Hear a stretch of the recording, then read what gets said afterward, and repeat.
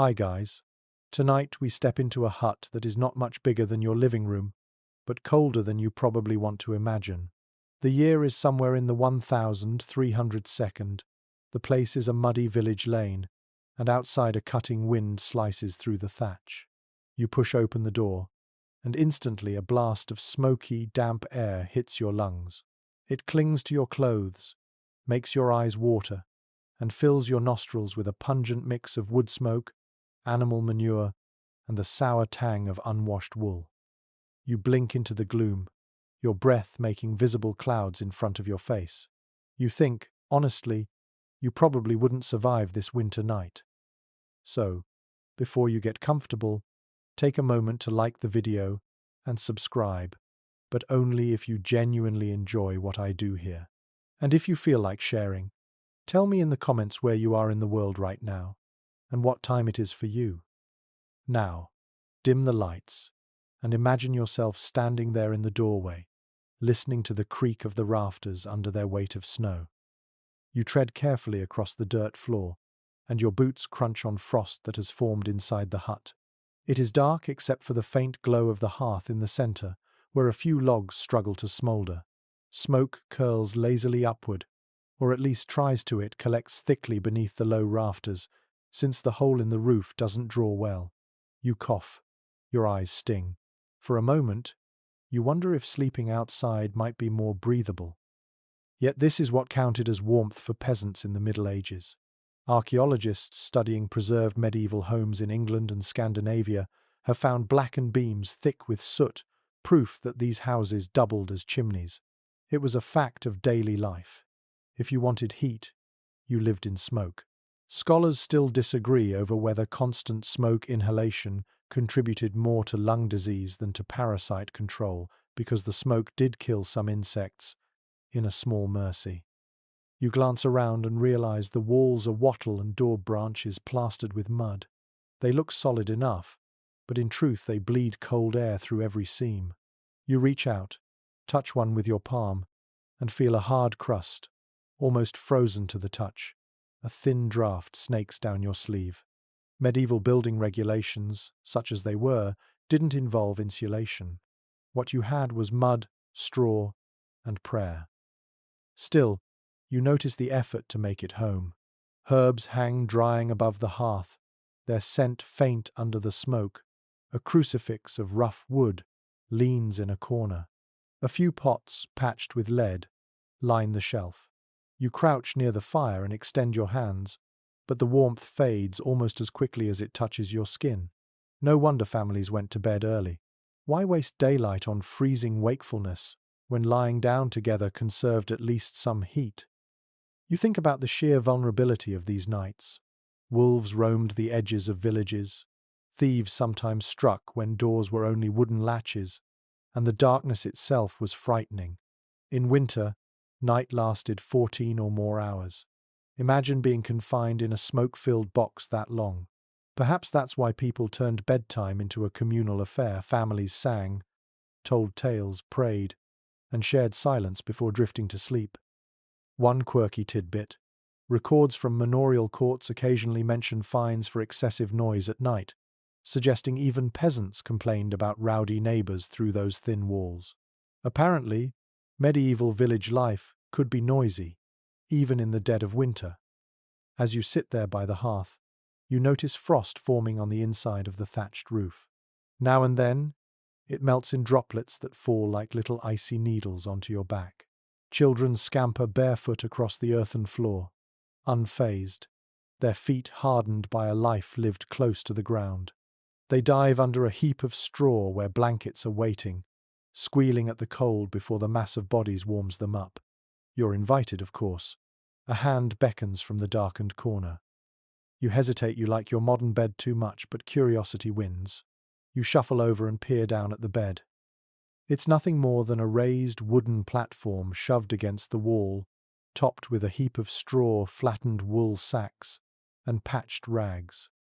Yet in this dim hut, it is the center of life. It's where you sleep, eat, gossip, nurse the sick, even give birth. In winter, it becomes your refuge. You slide down and feel the crunch of straw beneath you, prickly against your skin, and you understand. It's not comfortable, but it's survival. Every creak of timber and whistle of wind outside reminds you how thin the line is between warmth and freezing. Your mind drifts. How many winters could a peasant endure like this? Historical records show high mortality rates, especially among infants and the elderly, in winter months. Yet families clung to life with remarkable resilience. Some historians argue that peasants simply accepted suffering as part of God's plan, while others suggest they developed coping strategies we underestimate. The debate continues, but tonight, lying on straw under a smoke-stained roof, you sense both suffering and resilience woven together. Your eyelids grow heavy as the hearth embers fade to faint orange. You can still hear the muffled grumble of livestock outside, penned close to the hut for safety. Soon, they'll join you literally inside. But that, you realize, is another layer of winter survival. For now, you lie still, listening to the drip of thawing frost, the hiss of smoke, and the steady breathing of those around you, and you know the long winter night has only just begun. You wake in the dim half-light of dawn and feel something prickling against your cheek. It is straw, coarse and scratchy, poking through a rough linen sack. You shift your weight and hear the rustle, like dry leaves being crushed, and suddenly you are aware of dozens of little movements beneath you. Fleas, lice, mites. Your skin itches even before you truly feel them. Welcome to a medieval bed. Most peasants didn't have wooden frames or soft mattresses. What you have is a sack of straw, sometimes stuffed with hay, reeds, or even moss if times were desperate. It is called a palliasse. Every few months, families replaced the filling, because after a season it became flattened, damp, and alive with tiny creatures. Imagine lying down at night already resigned to scratching until you dozed off. This was daily reality. One mainstream fact here. Medieval documents and later accounts describe these straw mattresses as standard furnishings in poor households across Europe. In some places, wealthier peasants might have added a thin wool coverlet, but mostly it was straw in a sack. And yes, historians still argue whether these sacks were placed directly on the floor or on crude wooden frames.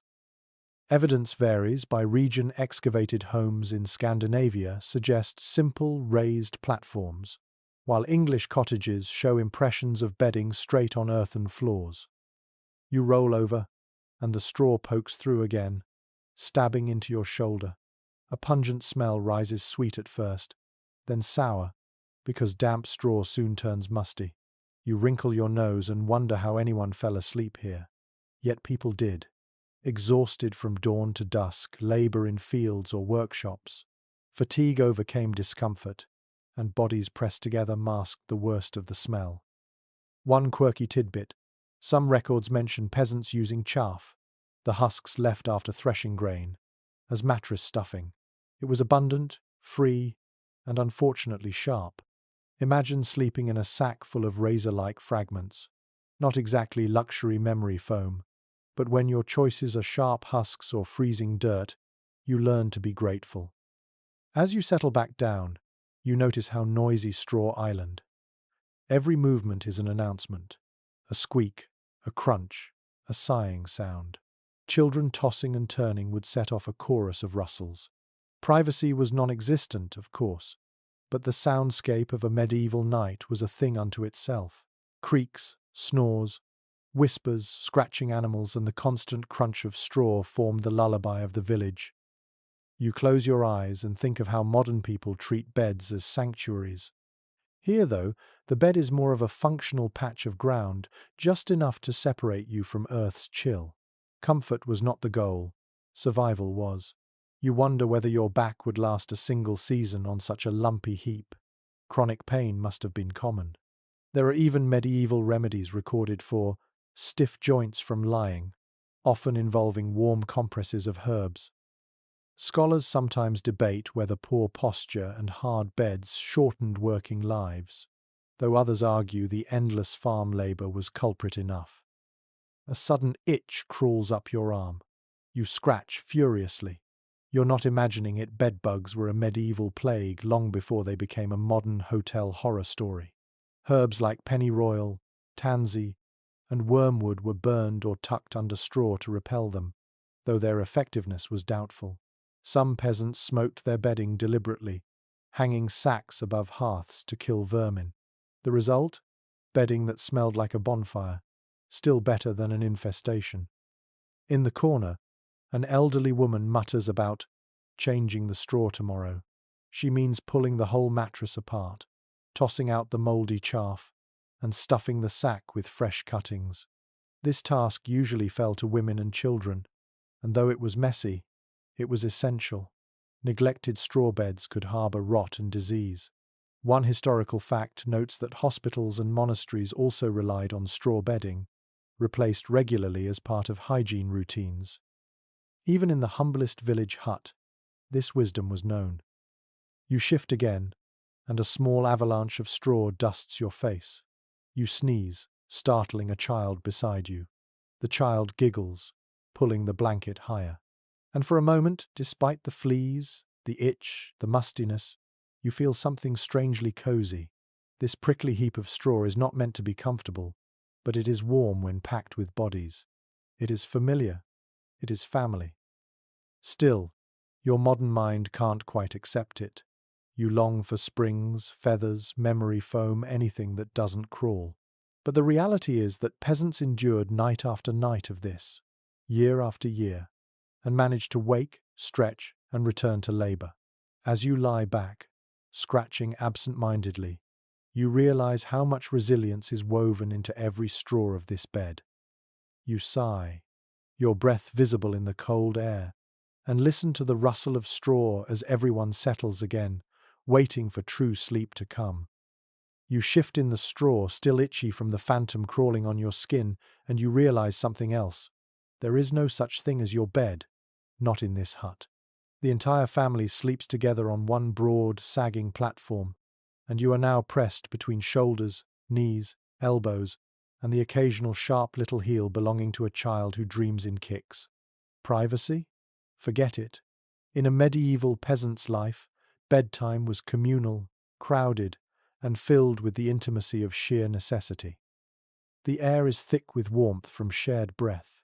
Every inhale carries the scent of wool, smoke, and earth, and every exhale clouds faintly in the cold before vanishing. The walls are too thin to hold heat, so the only reliable heater is flesh against flesh. You turn your head and bump noses with a child. She giggles, then burrows back under a patched blanket. You feel someone else's rough hand resting on your arm, grandfather maybe, or an older brother, and though the touch is accidental, you leave it. Everyone relies on everyone else. One mainstream historical fact: in much of medieval Europe, entire households shared one sleeping space, often a single raised bed or large pile of bedding. Court records and folk tales confirm this, describing families huddled together in a heap. The practice wasn't just cultural, it was survival. In houses where temperatures dropped near freezing, especially in Northern Europe, you didn't waste heat by sleeping alone. Even wealthier peasants who had slightly more space usually still crammed multiple people into one bed. As your body adjusts, you notice how carefully the sleeping order is arranged. Children closest to the middle, shielded by adults on either side. Infants sometimes slept, swaddled against their mother's chest, wrapped so tightly in cloth that they looked more like a loaf of bread than a baby. Grandparents were often positioned at the edges, where it was colder, since the younger needed warmth more urgently. You can see how this simple arrangement both kept everyone alive and reinforced family bonds. And yet, scholars still disagree on the details. Did families always sleep in strict order, or did habits vary by region? Some argue that texts suggesting structured sleeping hierarchies might be moralizing exaggerations by clerics who disapproved of so much bodily closeness. Others say archaeological and folkloric evidence points to a very practical system of positioning for warmth. The debate lingers, and you, lying here with a stranger's knee against your ribs, Suspect the answer was probably both. One quirky tidbit makes you chuckle. Medieval jokes often teased peasants for their overcrowded beds. There are verses where a man claims he slept with his wife, his children, his servant, and the dog all on one mattress, a sort of medieval stand-up comedy routine. Apparently, even then, people found humor in the absurdity of a bed so crowded that you had to fight for elbow room. You roll onto your back, gazing up at the blackened rafters above, and feel a weight on your stomach. A toddler has clambered over you, wriggling until he finds a comfortable hollow beside your hip. His hair smells faintly of wood smoke and something sour milk, maybe.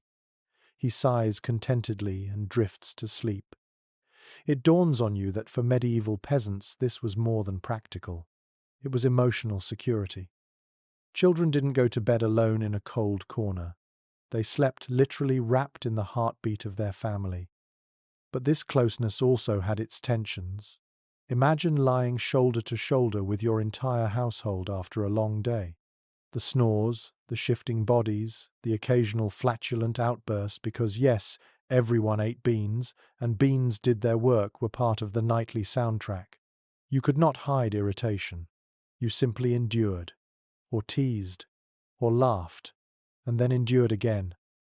You hear a cough at the far end of the bed, deep and rattling. An old man's chest wheezes with the sound of age and cold.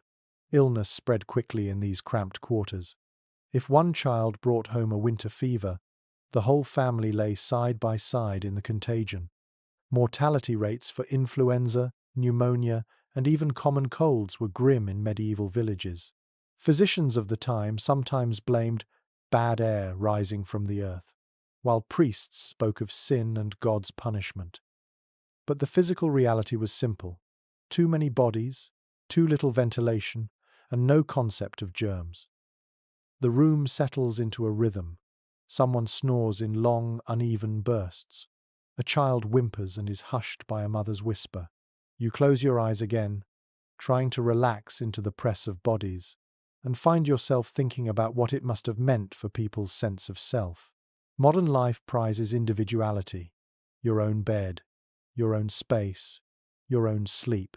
But here, the self was blurred into the group. Your warmth was literally dependent on others. Perhaps that fostered resilience, or perhaps it bred frustration. Historians still debate whether communal sleeping strengthened family unity or created underlying tensions we can only guess at. Your feet brush against something warm and furry. For a moment you startle, thinking it's an animal because it very well could be. But no, it is just a sheepskin thrown over the bedding. Still, the reminder is there. The boundaries between human and beast, inside and outside, were porous in this world. Soon, livestock may even enter to share the warmth, as they often did. For now, though, it is just family pressed together, breath rising in pale clouds, straw rustling beneath. You notice, too, the rhythm of shared breath. It's oddly soothing, this chorus of inhales and exhales. You feel your chest matching theirs, as though your lungs have been drafted into a choir. You wonder if this kind of synchronization gave medieval sleepers a deeper sense of connection, or if it just meant everyone woke up whenever one person tossed or turned. Probably both. Another sneeze rattles the room. A child rubs her nose on her sleeve. You remember reading that snot was a winter constant, almost a season of its own. Without tissues, you wiped on whatever was at hand: wool, straw, your neighbour's tunic, and no one batted an eye. Life was messy, communal, and close. The longer you lie there, the more you realize that family bed didn't mean romance or luxury. It meant survival. It meant bodies stacked like firewood to make it through nights when temperatures outside could kill. You imagine the snow piling against the door, wolves howling in the distance, frost creeping down the inside of the walls. And here you are, pressed among snoring relatives, safe, uncomfortable, yes, but alive. Perhaps, you think, modern people underestimate how precious that warmth must have felt. When you have nothing but straw, a ragged blanket, and the shared heat of kin, you hold them close, not because you want to, but because you must. And in that necessity, maybe, there was comfort of another kind.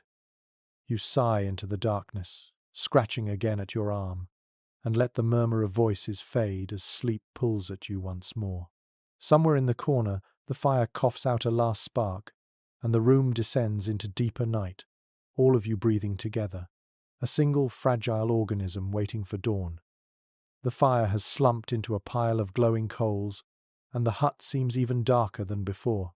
Your nose twitches.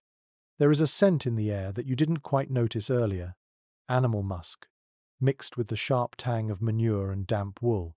At first you think it has drifted in from outside, but when you turn your head, you realize the truth. A goat has ambled through the door, followed by a pig snuffling at the straw. You are no longer just sharing your bed with family. Tonight, the livestock are climbing in too. It may seem shocking, but for many medieval peasants this was common sense. Surviving records from manorial accounts in England and tax registers in parts of France show that most families owned only a few animals, perhaps a cow, a pig, some chickens, maybe a sheep or goat. Those beasts represented wealth and survival. Milk, wool, meat, manure for fields. To protect them from theft and the cold, families often invited them inside. If the house was only one room, that meant humans and animals bedded down together. You shuffle over as the pig plops into the straw with a sigh. Its warmth radiates immediately. It's not elegant, but you can't deny the benefit. An adult cow can generate more body heat than several people combined. Some historians highlight that this practice helped peasants maintain a tolerable indoor temperature in the worst winters. Others point out the downsides: disease, filth, and the constant danger of being stepped on by a hoof in the night. The scholarly consensus is divided. Was this clever adaptation or desperate compromise? Perhaps both at once. One odd little custom worth noting is that some villages in the Alps nicknamed the family cow the hearth cow because her presence was as valuable as the fire itself. She didn't just give milk, she gave off steady warmth, like a living stove. Chronicles from the 15th century describe families placing children directly beside the animal, wrapped in blankets, so that their little bodies could soak up the cow's heat. You, lying here in the straw, start to understand why. The goat presses against your feet, and you feel the warmth rising. It is, against all odds, almost cozy. Still, it isn't idyllic. The goat sneezes, showering you with dampness. The pig snores louder than any human, grunting and shifting, its smell so pungent it curls your stomach. Fleas leap from animal fur into human hair without hesitation. And in spring, when animals birth their young indoors, you would be sleeping beside squealing piglets or calves struggling to stand for the first time. The boundaries between farmyard and bedroom blurred until they disappeared altogether. Imagine the soundscape: chickens clucking and rustling in the corner, a cow's heavy breath filling the room, the scuffle of hooves on the dirt floor. Add to that the cough of your grandfather, the whispers of your siblings, and the occasional crackle from the fire, and you have a symphony of rural survival. Sleep came not from silence but from exhaustion, your body finally surrendering despite the noise. Archaeologists excavating medieval dwellings in Scandinavia have found animal pens built directly into houses, with only low wooden partitions separating beasts from people. In some English cottages, the evidence suggests no barrier at all. The animals literally lived in the same space. Researchers continue to disagree about how widespread this practice was. Some argue it was nearly universal among the poor, while others suggest it varied by climate, with colder regions adopting it more. The lack of precise evidence leaves the debate open, but tonight, in your imagination, there is no doubt. You are nose to nose with a goat. You try to turn away from the smell, and your hand lands in something damp. You recoil. The pig has left you a small gift in the straw. That too was part of life. Families raked out manure every morning, sometimes spreading it directly onto fields. The very bedding you sleep on could later be scooped, dung and all, to fertilize crops. Waste was never really wasted. Still, as you wipe your hand on a ragged blanket, you can't help thinking that modern concepts of hygiene would not have survived here. The presence of animals wasn't just about warmth, it was also about security. Thieves prowled in hard winters, and stealing a pig or cow could cripple a family's livelihood. Bringing animals indoors kept them safe. Some medieval laws even prescribed fines for those caught stealing livestock at night, hinting at how common the crime was. By sleeping beside your cow, you weren't just gaining warmth, you were also standing guard. And there is another layer: companionship. Chroniclers occasionally remark on the affection peasants showed their beasts. A woman might hum to her cow, a child might cuddle a lamb like a pet. In nights this long and this cold, perhaps the comfort of another warm body, even an animal's, was worth the inconvenience. You glance at the goat dozing beside your feet and, against your better judgment, you feel a sliver of gratitude. But it was not without risk. Diseases could leap from animals to humans, though people didn't understand contagion in the modern sense. They spoke instead of bad airs or curses. Later research would reveal zoonotic illnesses like tuberculosis likely spread in such conditions. Some experts remain split on just how devastating these cross-species infections were, since peasants already faced so many other hazards. But lying here, coughing into the smoky air, you can imagine the health toll. The pig shifts again, pressing its heavy body against your side, and suddenly you're warmer than you've been all night. You sigh, letting the heat seep into your bones, even as the smell makes your eyes water. Survival often asks you to choose comfort over pride. You realize that in this cramped hut, with family on one side and livestock on the other, peasants found a balance. They endured the filth because the alternative was frostbite and death. The night lengthens. Outside, snow taps softly against the thatched roof. Inside, the goat sighs, the cow shuffles, your sister snores, and the fire fades. You are wrapped in a tapestry of human and animal life, woven together by necessity. You scratch at a flea bite, pull the blanket higher, and let the rough symphony lull you back towards sleep. And as you drift, you wonder not for the first time whether these peasants pitied themselves, or whether they simply accepted this strange intimacy as the way of the world. Maybe both. Either way, winter goes on, and the animals stay close. The night stretches on, and you become more aware of how fragile every layer of protection feels. The wind scratches against the wattle walls, slipping its fingers through cracks, and you instinctively pull something rougher and heavier across your shoulders. It is a patchwork of furs, wool scraps, and ragged cloth stitched together so many times that no original piece remains visible. You curl beneath it, grateful, though you feel the stiff seams scratching at your chin. This is the world of medieval coverings, more treasure than luxury. Surviving inventories from rural households show that blankets and furs were often among the most prized possessions.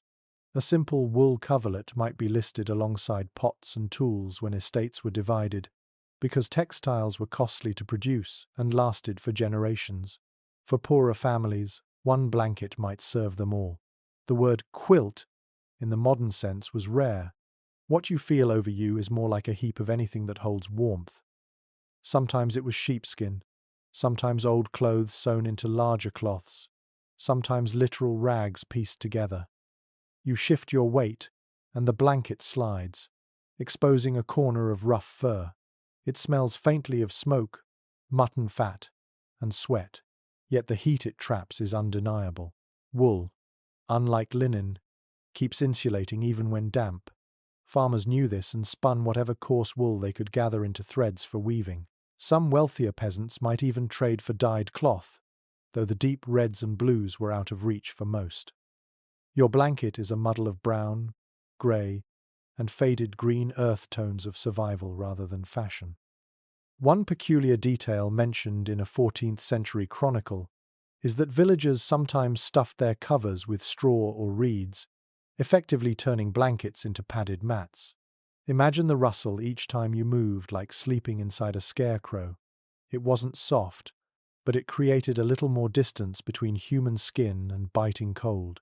You tug your own blanket tighter, half hoping not to hear that straw-like whisper inside. As you huddle beneath the coverings, you remember that these weren't merely functional items. They carried emotional weight. A mother's blanket might pass to her daughter, then her granddaughter. Patches told family stories. One square from a worn tunic, another from an old apron.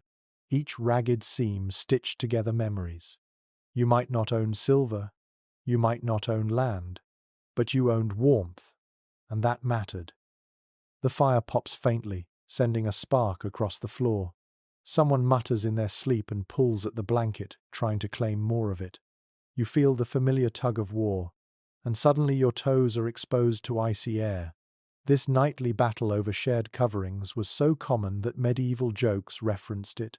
Better to marry for a blanket than for love, one verse quipped, hinting that warmth could be more persuasive than romance. But there is a darker layer too. Chroniclers noted disputes over stolen textiles.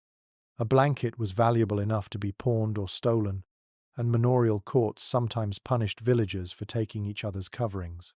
The fact that such cases appear in legal records proves how vital these ragged layers were. No one risked winter without them. Specialists can't quite agree on whether poorer households had true fur covers or only rough wool. In colder climates like Scandinavia, archaeological finds show sheepskins were common, sometimes laid fur side down against sleepers.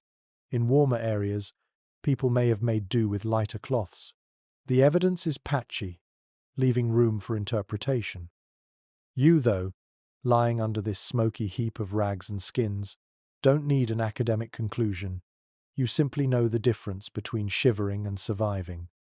Your nose catches another faint smell, lavender. Surprising in this smoky hut, but not impossible. Herbs were occasionally sewn into covers to repel insects or add fragrance. Women dried bunches in summer and tucked them into bedding for winter. Whether it truly deterred fleas is uncertain, but the scent brought comfort. You breathe deeply, grateful for even a trace of sweetness in the heavy air. You think of noble houses where tapestries hung thick on walls, blocking draughts, while beds were layered with velvet, silk, and imported furs. Compared to that, your rags seem pitiful. Yet nobles too complained of the cold, their stone chambers more frigid than a peasant's smoky hut. Rich or poor, no one truly escaped the bite of medieval winter. The difference lay only in the softness of what you wrapped yourself in. The pig beside you stirs, snorting, and your blanket slips again. You clutch it fiercely, unwilling to lose the one barrier you have against the frost. The goat noses at a corner, curious, and you swat it away. Even animals know the value of cloth in this cold.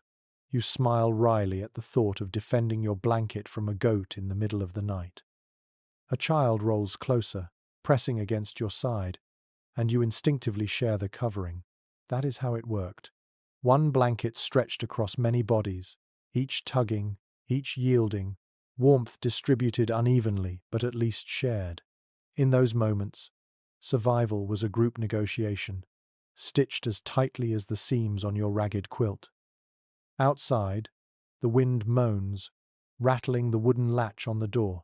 Snow drifts pile silently against the threshold, but inside, under patched wool and smoke-soaked furs, you endure. You scratch at a seam, smell the mutton fat again, and settle deeper into the straw. The blanket scratches, the air bites, but the warmth gathers, and that is enough. And you can't help but wonder, drifting toward uneasy dreams, if peasants ever imagined beds of down feathers, crisp linen, or heated rooms. Perhaps they did. Or perhaps, after endless winters, they accepted that patched rags and stubborn wool were not failure but family, the threadbare comfort that kept them alive. The fire is nothing now but a dull red glow, swallowed by ash, and you notice how quickly the chill creeps back in. You instinctively shift closer to the hearth, though it barely gives off more than a suggestion of warmth.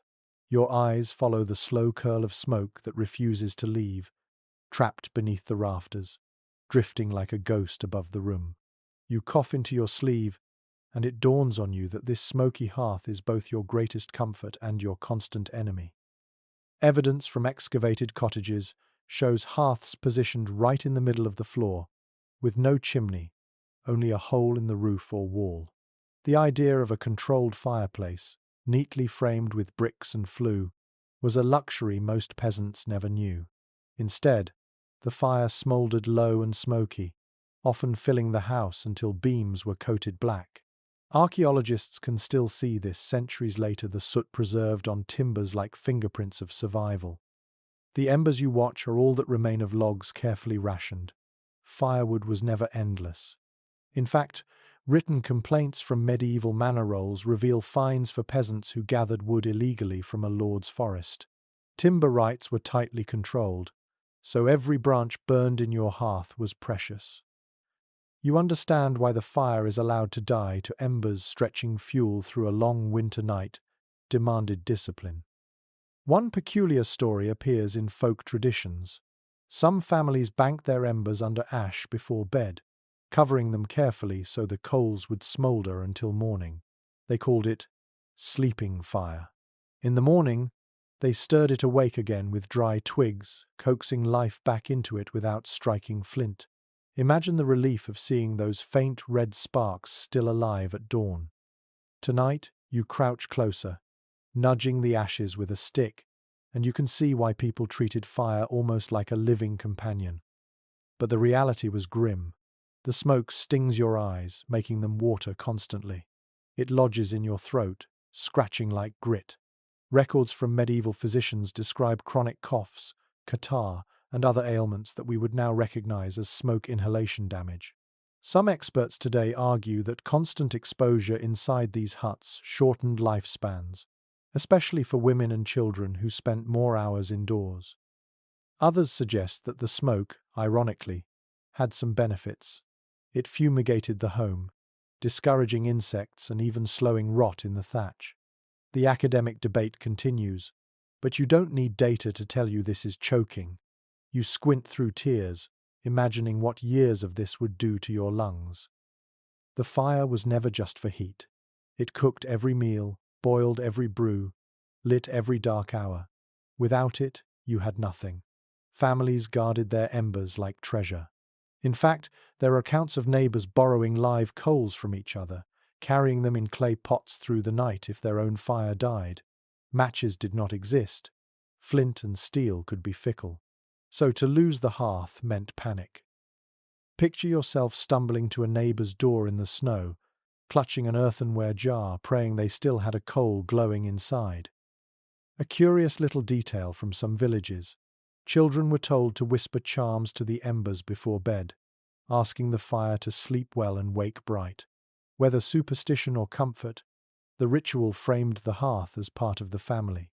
Listening to the faint hiss of smoke and the occasional pop of wood, you can see how such intimacy with fire was natural. You stretch your hands toward the glow. The heat is weak, but even the illusion soothes you. The orange light throws shadows across the walls, strange shapes that look almost alive. You think of all the winter nights when peasants sat in silence, watching the same shifting glow, letting their minds wander. Maybe they told stories in low voices, or muttered prayers, or just stared until sleep claimed them. And yet, the hearth was dangerous. Sparks sometimes leapt onto straw, or rushes spread across the floor, and huts could ignite within minutes. Whole villages were at risk because each home was a box of tinder.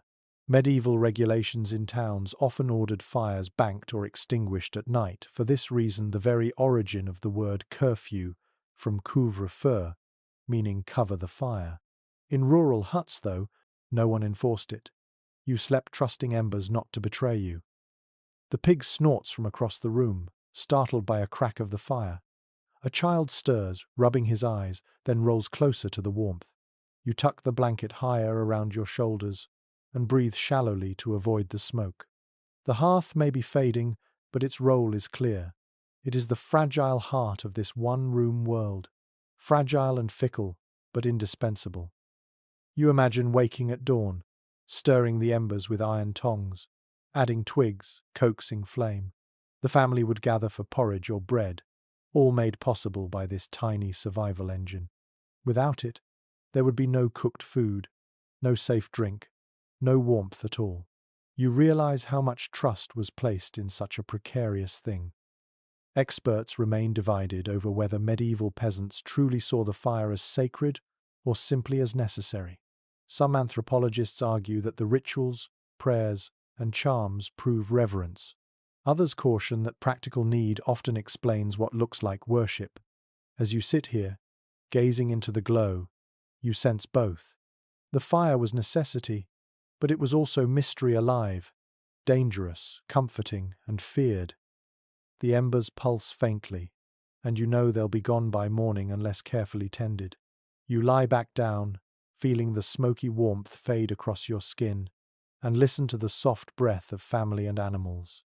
The hearth is no roaring blaze, no noble fireplace, but in this peasant hut it is enough to keep you tethered to life through another night. You cough once more, eyes stinging, and drift into a half-sleep, where the glow of the hearth is the last image you carry, a fragile ember in a winter without mercy. You stir in the straw, the smoke still clinging to your lungs, and suddenly you notice something odd about the air. It feels damp, heavy, and strangely warm in patches, though the fire has all but died. You breathe in deeply and realize what makes the difference. It is the heat of the people and animals around you, rising in faint clouds that collect beneath the rafters. You tilt your head and catch the sight of condensation glittering on the beams above, like beads of ice waiting to fall. In a world without insulation, the warmth of bodies was both comfort and curse. Medieval observers often described cottages in winter as sweating, the walls dripping with moisture from human breath. Archaeologists studying preserved timbers have even found mineral traces left by centuries of condensation. Imagine dozens of lungs exhaling in a single small room, all night long. The air grows steamy, then cold droplets rain back down. You pull the blanket higher, trying to dodge the drip from above, but there is no real escape. From contemporary accounts, we know this problem was nearly universal. Peasants couldn't afford glass windows, and their huts were poorly ventilated. When too many bodies shared the same space, the atmosphere turned humid and oppressive. Chroniclers noted children waking with damp hair, even though the outside world was frozen stiff. You, lying here with your scalp wet from a rafter's drip, can almost feel the chill creeping under your skin. One odd little image survives in folklore. People joked that if you left bread dough near the bed, the steam from sleeper's breath could almost help it rise. Was it true? Hardly. But the exaggeration speaks to just how stifling the air became. You chuckle softly at the thought, your night of restless sleep doubling as a primitive bakery. Yet the effect wasn't always humorous. Moisture encouraged mold. Straw bedding soaked it up, turning musty. Coughs deepened into infections. Some modern researchers argue that this cycle, dampness, chill, and crowding, was a key reason winter was the deadliest season for peasants. Others counter that peasants, accustomed to such conditions, developed resilience we underestimate. The scholarly debate remains unresolved, but as you wipe a cold drip from your forehead, you sense the danger yourself. Your ears pick up the subtle chorus of sound, snoring, wheezing, the whistle of someone's congested nose. You realize that you are breathing not fresh night air, but the recycled output of dozens of lungs. Each sigh carries warmth, but also germs. In this tiny space, no cough goes unnoticed. The old man's hacking rattles through the room again, and you understand why sickness spread like fire in winter huts. Still, there was an undeniable upside. That mingled breath created a microclimate of sorts, a thin layer of warmth that softened the edge of frost. You rub your hands together, noticing that your fingers, while cold, are not frozen stiff. Without that haze of shared exhalation, you might already be numb. In its own clammy way, the breath of your companions keeps you alive. Children squirm in their sleep, their cheeks rosy from the damp heat. A pig snorts, exhaling a gust of steam that mingles with your own. For a moment, the room feels alive in a strangely unified way, as though the whole family, human and beast alike, share one great lung. You listen to it, the rise and fall, the condensation dripping back down like rain, and you wonder if medieval people noticed this too. Perhaps they spoke of the hut breathing. Perhaps they joked, or perhaps they cursed it. We can't know for sure. There's another curious practice worth mentioning. In some regions, peasants deliberately hung cloths from rafters to catch the drips. A soaked rag was easier to wring out than a damp blanket. Imagine stretching a sheet overhead, a primitive ceiling liner, so that icy droplets fell into it instead of onto your face. Ingenious, if not elegant. You glance upward and wish the family you're visiting tonight had tried the same. But even the best tricks couldn't mask the reality. Nights were long, air was heavy, and the body was both furnace and fog machine. The mingling of breath built bonds, yes, but also blurred boundaries.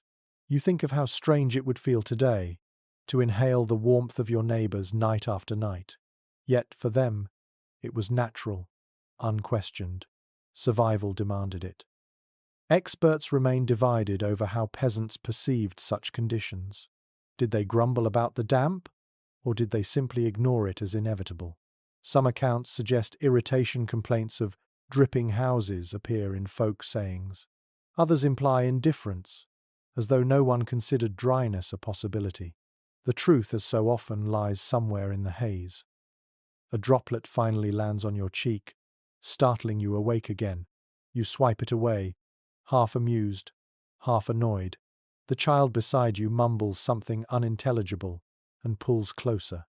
You sigh, allowing the warmth of shared breath to soothe you despite the discomfort.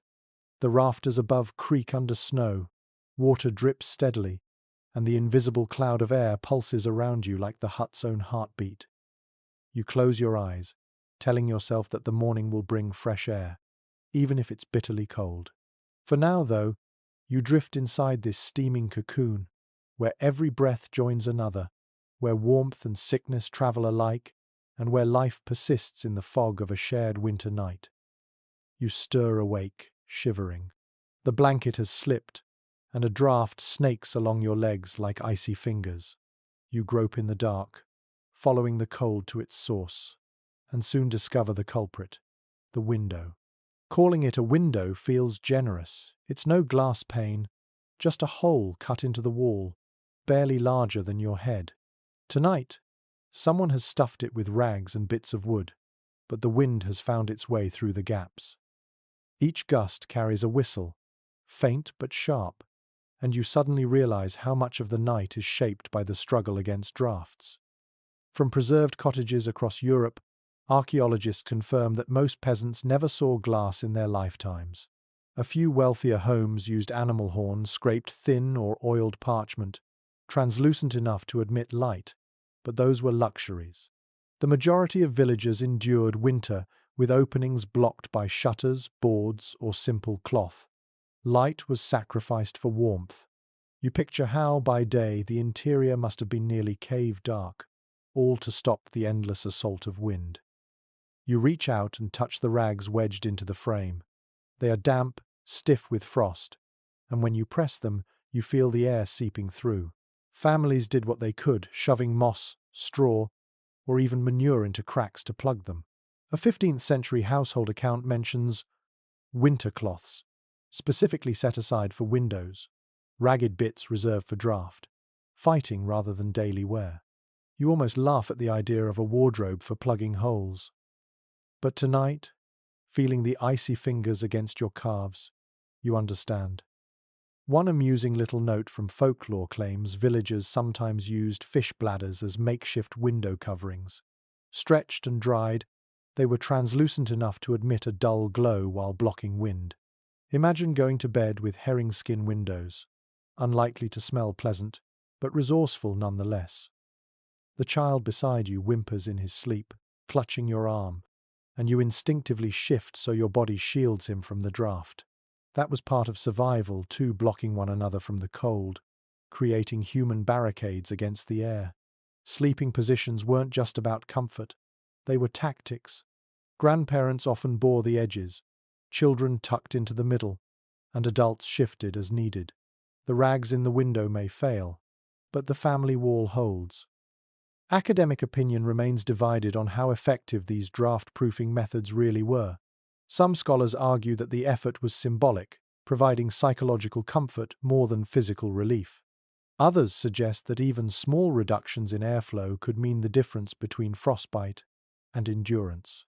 The truth is hard to measure from centuries away, but as you huddle here, every little scrap of cloth feels vital. The wind sighs again, rattling the frame.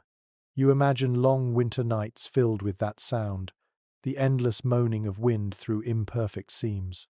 Medieval literature sometimes personified it, the wind that sings through the walls, as one English ballad puts it.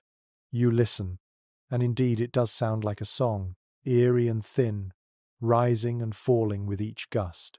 Perhaps peasants found rhythm in it, a lullaby they never chose but learned to live with.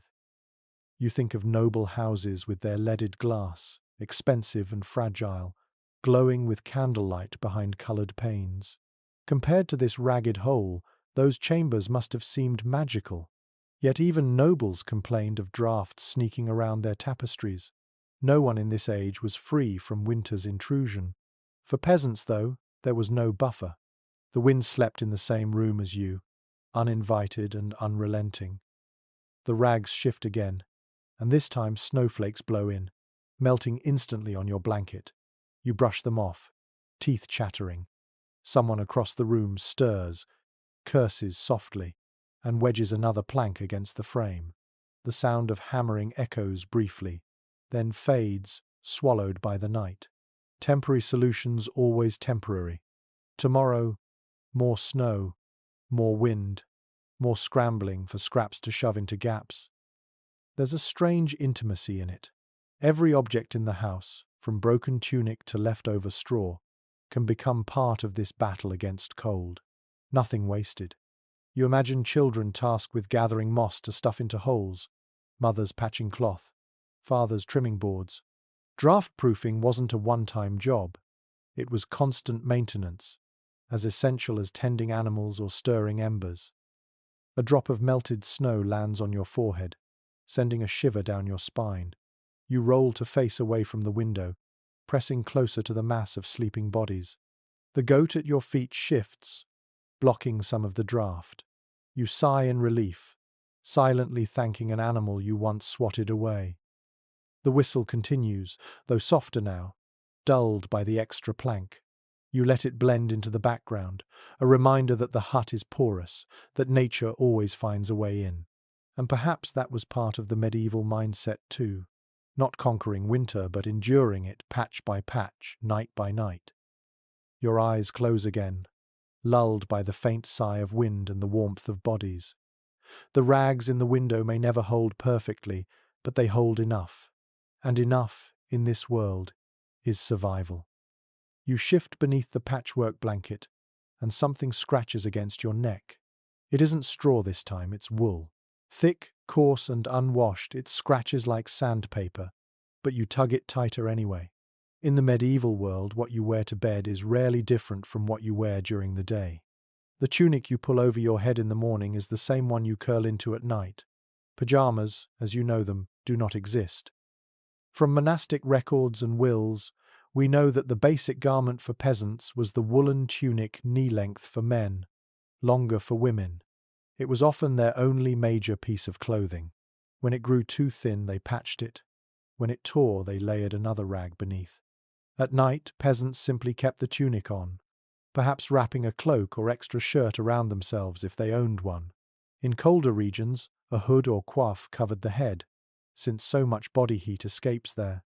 You run your fingers over the edge of your hood now, grateful for the rough fabric, even as it prickles against your skin. A peculiar practice, described in some later accounts, was to stuff straw into socks or shoes as insulation. Imagine going to bed with little straw bundles wrapped around your feet. It was not comfortable, but it blunted the chill. Tonight, your toes ache with cold, and you almost wish someone would hand you a bundle of hay to try it. Researchers continue to disagree about how layered peasant clothing truly was in winter. Some argue that people wore multiple tunics at once, shedding them only in summer. Others think that the poor simply lacked enough textiles to do so. The evidence varies by region. Scandinavian finds show thicker, layered wool, while English peasant wills often list only a single tunic. You, lying here scratching at the itchy fabric, suspect the truth was uneven.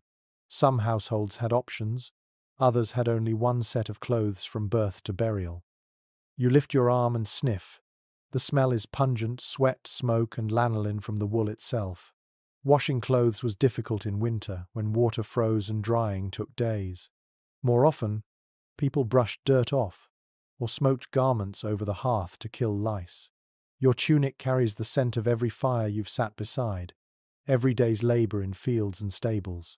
It is a history written in odor, one you carry even to bed. There is an odd little tidbit from a 15th century English household guide.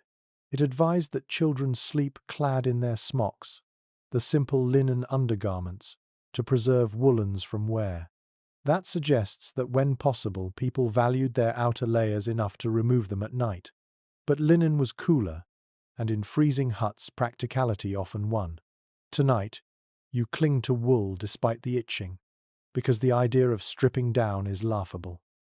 Your mind wanders to noble chambers again, where fine linen nightshirts and even fur-lined gowns existed. Some aristocrats wore caps to bed, decorated with embroidery. The contrast is sharp. While you itch in coarse wool, nobles complained of silk being too slippery on feather mattresses. Yet despite the difference, both rich and poor feared the same enemy, the cold. The child curled beside you wears a smaller version of the same tunic, patched at the elbows. His hair smells of smoke, and his breath is hot against your chest. You tug your cloak over him as well, sacrificing your own comfort for his. That, too, was part of the nightly ritual, redistributing what little clothing and coverings existed so that the weakest survived. Parents often bore more of the cold so children could live.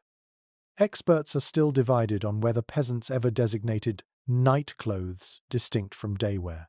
Some argue that poorer villagers must have, at least occasionally, removed outer garments for sleep, otherwise the rapid wear on wool would be unsustainable. Others counter that survival trumped preservation, and that most simply lived, worked, and slept in the same outfit until it rotted away. Listening to the crackle of the dying hearth, you lean toward the second view. Warmth mattered more than fabric longevity when frost threatened your toes. You scratch at your sleeve again, wincing at the coarseness. It's hard to imagine calling this itchy tunic a comfort, yet in the bleakness of winter nights, it was precious. Wool's scratch may irritate, but it insulates even when damp, clings to heat, and endures for years. You realize that every thread against your skin is a small shield in the long battle against winter. The goat shifts near your feet, nudging at your rough-clad legs. You chuckle quietly. At least animals didn't complain about the fabric, they grew their own coats. You close your eyes, wrapping the cloak tighter, and let the itch fade into background noise. Perhaps peasants never dreamed of pajamas. Perhaps they accepted that sleep was never about softness or comfort, only endurance. And as you drift back towards slumber, you think, scratchy though it is, this tunic is the line between you and the frost that rattles at the door. Your body stirs again, restless in the straw. This time the cold does not come from a draught or the blanket slipping. It comes from the inevitable fact that you are pressed so tightly among others that every position feels temporary. Someone's elbow digs into your ribs. A child's foot has found your stomach. You wiggle, trying to claim a patch of space, but as soon as you move, another body follows. It is a strange dance, half unconscious, half deliberate, performed in the darkness of every medieval hut, the shifting choreography of sleep. Historical sources occasionally describe communal sleeping formations. In some households, people deliberately curled into spoon-like chains, each back pressed to the next, so that heat passed along the line. It is easy to imagine the rhythm of it. One turns, and the whole chain rolls like a tide. In other families, sleepers arrange themselves in a huddle, feet toward the fire, heads toward the wall, forming a circle of warmth. Archaeologists studying soot patterns on floors have suggested that such arrangements left imprints in straw bedding. You, lying here in a cramped heap, can almost see the geometry of survival drawn into the very ground. One peculiar reference comes from a 14th century French manuscript describing peasants turning like oxen yoked in a field. It sounds mocking, but you recognize the truth of it. There is a rhythm in this bed, and you cannot ignore it. The child beside you stirs. You shift to make space. The old man wheezes, and someone props him against the wall. A goat pushes closer, and everyone adjusts around its bulk. Sleep is not static. It is movement shared. And yet, it is not random. Families developed rules, whether spoken or not. Younger children belonged in the middle, elders at the edges, parents between to anchor them. Sometimes, to maximize warmth, people lay head to foot, creating a patchwork of limbs where no one's chest was left bare to the air. Try as you might to carve out privacy, you end up a piece in a larger puzzle. Modern scholars still disagree about how carefully such sleeping patterns were planned. Some suggest they were routine, a nightly strategy for warmth. Others argue that people simply collapsed into heaps after exhausting days, order only forming from habit. The evidence is frustratingly thin. Beds rarely preserve their secrets, but you suspect both are true. Strategies existed, but exhaustion often dictated the final shape. The quirkier side of these arrangements appears in songs and jokes. One ballad teases a husband for ending up beside the sow after his wife claimed the warm middle. Another proverb warns, "He who sleeps at the edge wakes with the frost," a reminder that the unlucky sleeper against the wall often froze. Tonight, you can sympathize. Your shoulder grazes the mud-plastered wall, and frost nips your skin like tiny teeth. You shuffle quickly toward the middle, unapologetic, because the difference between center and edge is the difference between shivers and warmth. Still, there was tension. Imagine spending every night crushed between relatives, overhearing snores, feeling their sweat, smelling their breath. Boundaries blur. Embarrassments become common. A sneeze lands on your face. A cousin mutters in his dreams. The pig shifts and rolls against your legs.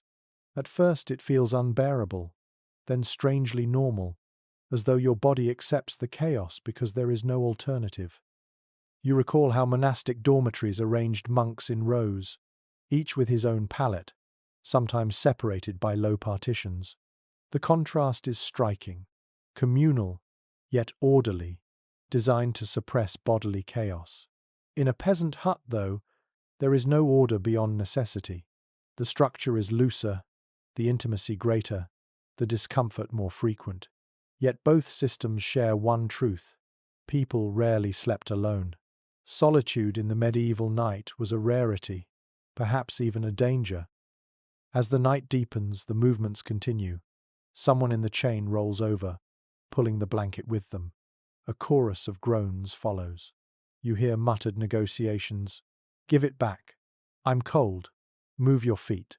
Then a shuffle, a sigh, and uneasy truce. The next cycle will begin in minutes. It dawns on you that sleep here is less about rest and more about endurance. People do not seek perfect stillness. They seek to make it through until dawn. The body accepts interruptions, adjusts to noise, tolerates elbows. What would break your patience after one night was, for them, a lifetime routine. Experts remain divided on whether this constant shifting damaged sleep quality. Some argue peasants must have been chronically sleep-deprived, their nights fractured by movement and noise. Others counter that human bodies may adapt, entering deep rest despite disturbance. The truth may lie somewhere in between. Peasants likely experienced lighter, more broken sleep, but compensated with segmented rest, naps, and resilience forged by necessity. The chain shifts again.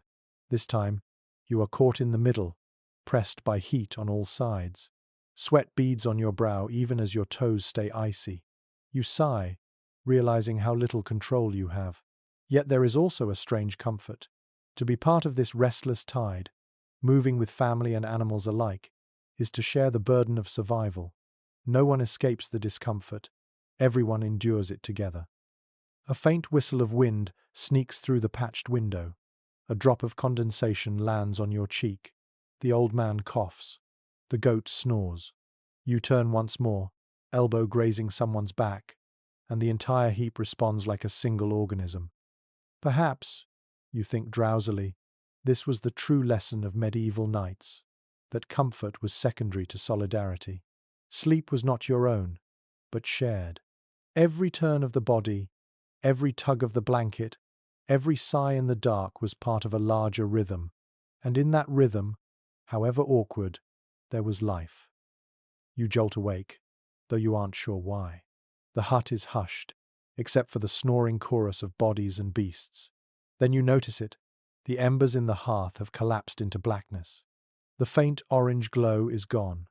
A deep cold seeps into the room, sliding across the floor like a fog. Someone rises quietly, careful not to step on children, and you realize it is their turn to tend the fire. Medieval nights were rarely uninterrupted. The midnight watch, as some villagers called it, was a necessity. Fires needed coaxing, animals needed checking, and predators lurked outside.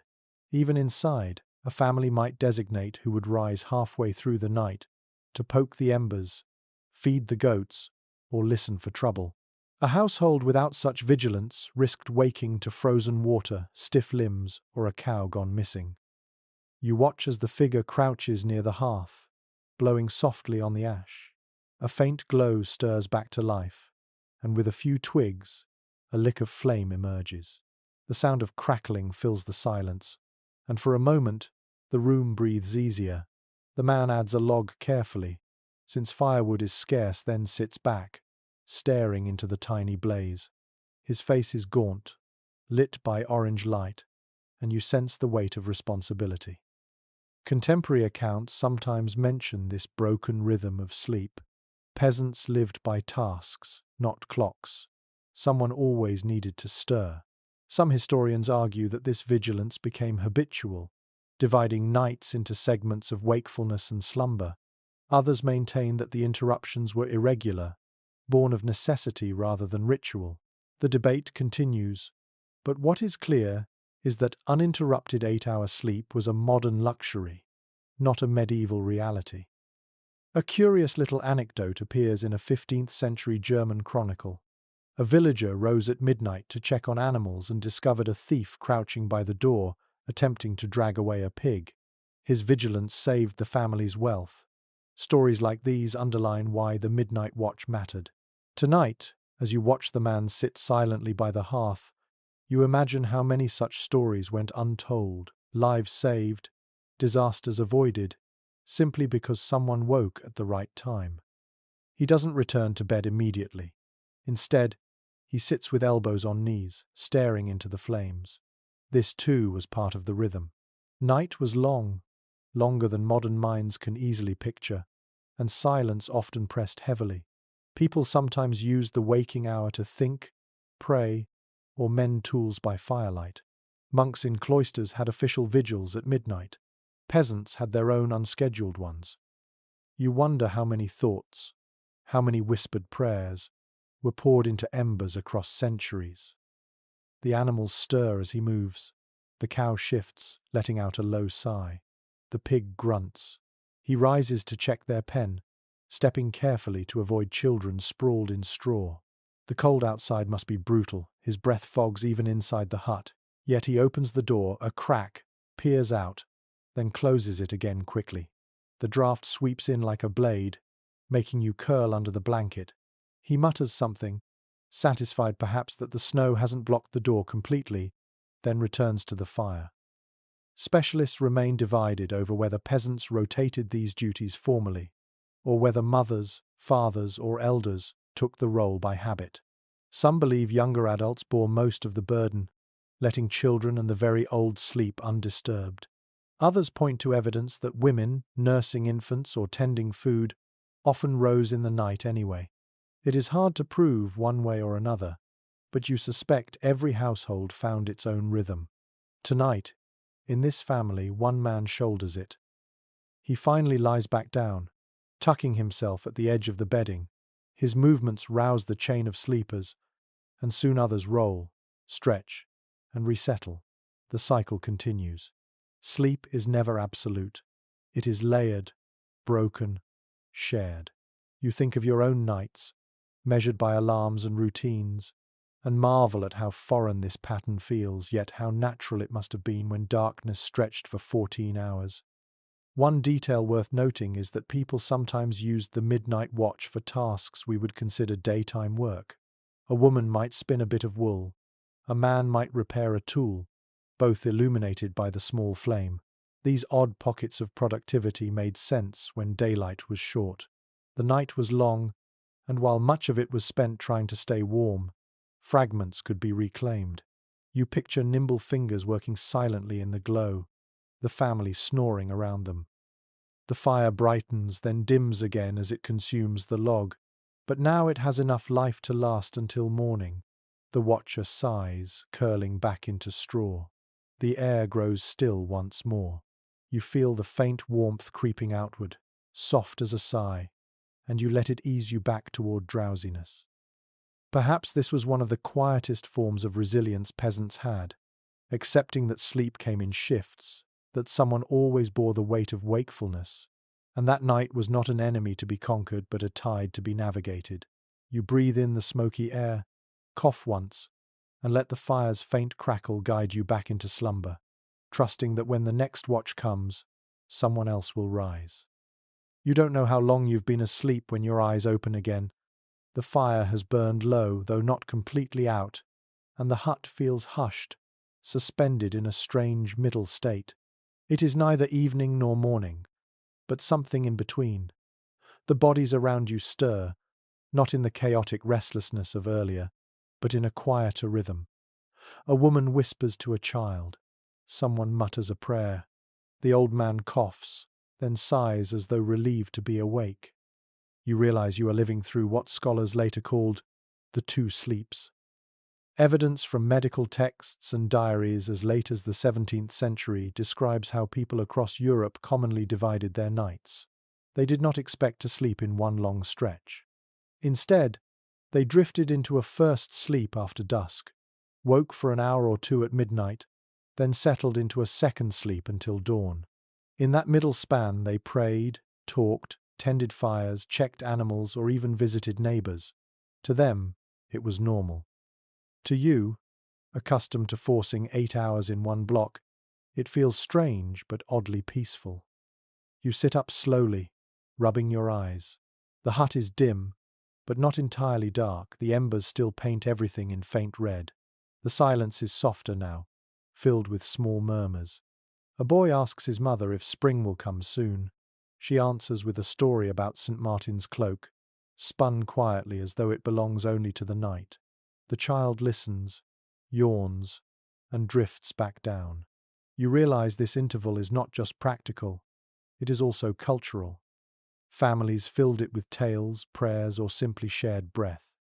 One curious note from court records mentions that villagers sometimes met in the streets during this middle wakefulness. Imagine stepping outside into frozen air, seeing lanterns glow in other doorways, and trading words with neighbors before returning to bed. The idea seems almost surreal night as a communal pause rather than a barrier. Yet it happened often enough to be remarked upon. Experts remain split on whether peasants in all regions observed segmented sleep, or whether it was more common in certain climates and cultures. Some argue that only literate classes recorded the habit, so the practice among peasants is harder to prove. Others counter that physical evidence of broken rest, the need to tend fires, animals, and children, makes it nearly inevitable. As you listen to the whispers in this hut, you feel the practice in your bones. It is not exotic, it is natural. A peculiar anecdote from a 15th century French medical guide recommended using the time between first and second sleep for intimacy, suggesting couples found the pause ideal. You chuckle softly, though you realize that in a crowded bed with half the household present, such privacy would be unlikely. Still, the idea reveals how normal the midnight interval was, woven even into advice on health. You lie back, staring at the rafters where condensation still glistens. Your mind drifts more easily in this half-wakefulness. Perhaps this was part of its function, a mental space between day and deep sleep. People prayed, reflected, even planned tasks for the coming daylight. In an age with so little artificial light, the body followed a rhythm the dark demanded. You can almost feel your thoughts stretch, looser than in daytime, as though the night gives permission for wandering. The pig grunts in its sleep, the goat shifts, and a child whispers another question into the dark. This time it's about angels. His mother hums softly, no full answer given. The sound blurs with the crackle of coals, and you realize this interval is not just practical, it is intimate, a seam of connection hidden within the fabric of winter nights. You think of modern life, where people force wakefulness late into the night with screens, then fight to compress rest into 8 hours. Here, the dark stretches so long that 2 sleeps seem inevitable. The middle watch is not wasted time but part of the rhythm, as natural as tides. Scholars have long debated whether this segmented pattern faded only with the rise of artificial lighting, or whether social changes gradually pushed people toward longer, consolidated nights. The jury is still out. What is certain is that in huts like this one, in winters long and severe, first and second sleep-shaped daily existence. You sigh, feeling your eyelids grow heavy again. The whispers fade, the embers glow softer. One by one, the family drifts back into second sleep, the rhythm as ancient as the thatch above. You follow, tucking yourself deeper into straw and wool, surrendering to the pull of another dream. And so the night continues, 2 sleeps stitched together, a pause at the heart of darkness, and the quiet endurance of peasants who never questioned that this was simply how life was. Your eyes flutter open again, though this time it is not the cold or a dripping rafter that wakes you. It is the faint smell of something bitter and yeasty, wafting across the room. You shift in the straw and notice one of the older men lifting a small clay cup to his lips. He tips it back, swallows, sighs, and then lies down again with a satisfied grunt. You realize he has been drinking ale, his nightcap, before returning to sleep. For medieval peasants, ale was as ordinary as water. In fact, in many regions, it was safer than water. Brewing killed off some of the harmful bacteria, and even low-strength ale carried enough calories to make it worthwhile. Surviving household accounts from England list ale among the daily provisions, measured by gallons rather than cups. Families brewed their own or bought small quantities from neighbours. It was cheap, filling, and always available. At night, it doubled as comfort. You rub your eyes, watching as the clay cup passes from hand to hand. The liquid inside is cloudy, pale brown, and not strong, perhaps 2% alcohol at most. It is more like liquid bread than a drink in the modern sense. But after a long day and a cold night, it soothes. The warmth in your belly spreads, dulling the edge of hunger. You take a sip yourself and taste sourness mixed with malt, rough but oddly satisfying. A curious little note from brewing records shows that some peasants flavoured their ale with herbs like bog myrtle or rosemary, giving it a sharp, resinous taste. Tonight, you swear you catch a hint of something herbal, though it could just be the smoke from the hearth clinging to the cup. Either way, the drink steadies you, softening the misery of frost and itch. Researchers continue to disagree about whether peasants truly drank ale before bed as a nightly custom, or whether it was more occasional, tied to feasts or heavy work days. Some argue that evidence of constant consumption shows it was routine. Others point out that grain was too valuable to waste on casual brewing. The truth likely varies from village to village. Yet sitting here, cup in hand, you can see the appeal of a nightly draught. Hunger and cold both fade, if only a little. The child beside you stirs, and a mother dips her finger into the ale, rubbing it across his lips. He smacks once, then drifts back into sleep. It shocks you at first, but then you remember, in a world without clean water or plentiful milk, weak ale was a common drink even for children. It provided calories and warmth, and no one thought twice of it. The atmosphere of the hut shifts with each sip. The old man hums softly, a fragment of a song carried from some festival. Another adult chuckles, muttering a joke too low for you to catch. The bitterness of ale seems to loosen tongues even in this smoky dark.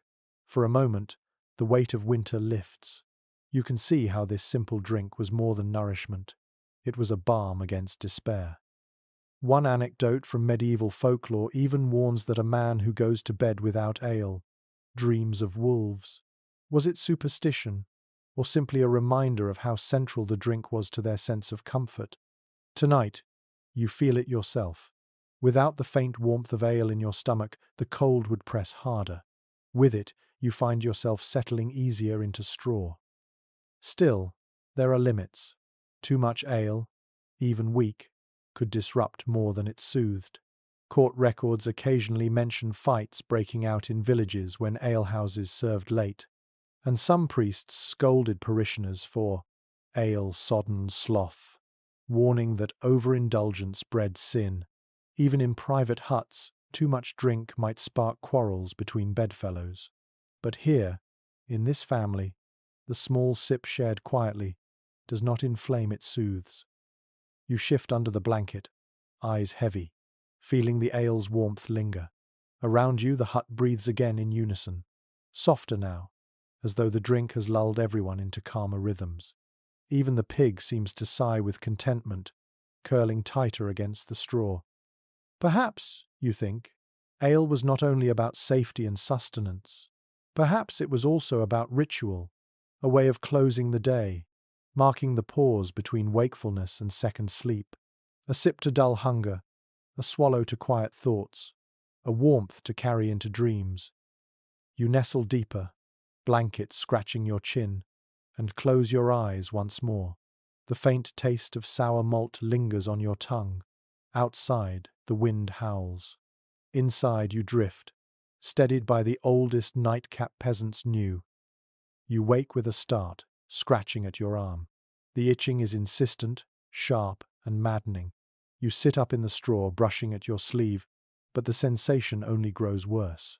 It dawns on you, groggily, that this is no phantom feeling, this is life with bedbugs, lice, and fleas, the nightly companions of peasants across Europe.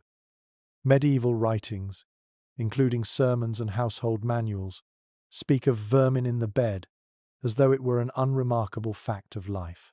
Archaeologists have even found fossilized flea remains in layers of straw bedding, their tiny shells preserved like grim souvenirs. You scratch again and realize how constant this irritation must have been, never fully absent, always waiting in the dark. One detail we know from surviving remedies is that people fought back with herbs. Families burned bundles of wormwood, tansy, or pennyroyal in the hearth, letting the smoke drift through bedding. Supposedly, the scent drove pests away. You glance at the rafters, where a bunch of dried leaves hangs, releasing a faint, bitter smell into the air. It is not perfume, it is pest control. Whether it truly worked is uncertain. Some historians argue it offered little more than psychological comfort, while others suggest that strong oils in the plants did repel insects to a degree. Tonight, though, you still scratch. There's a curious little tidbit recorded in a German household guide. One suggestion was to scatter ashes into the straw, creating a texture fleas disliked. Imagine lying down in bedding dusted with soot. The thought makes you wrinkle your nose, yet desperate times called for desperate measures. Your fellow sleepers stir as well. A child scratches his scalp, rubbing his head against a blanket. An old woman sighs, muttering that the bugs are lively tonight. This kind of commentary was normal. Vermin were not a shame, but a nuisance endured.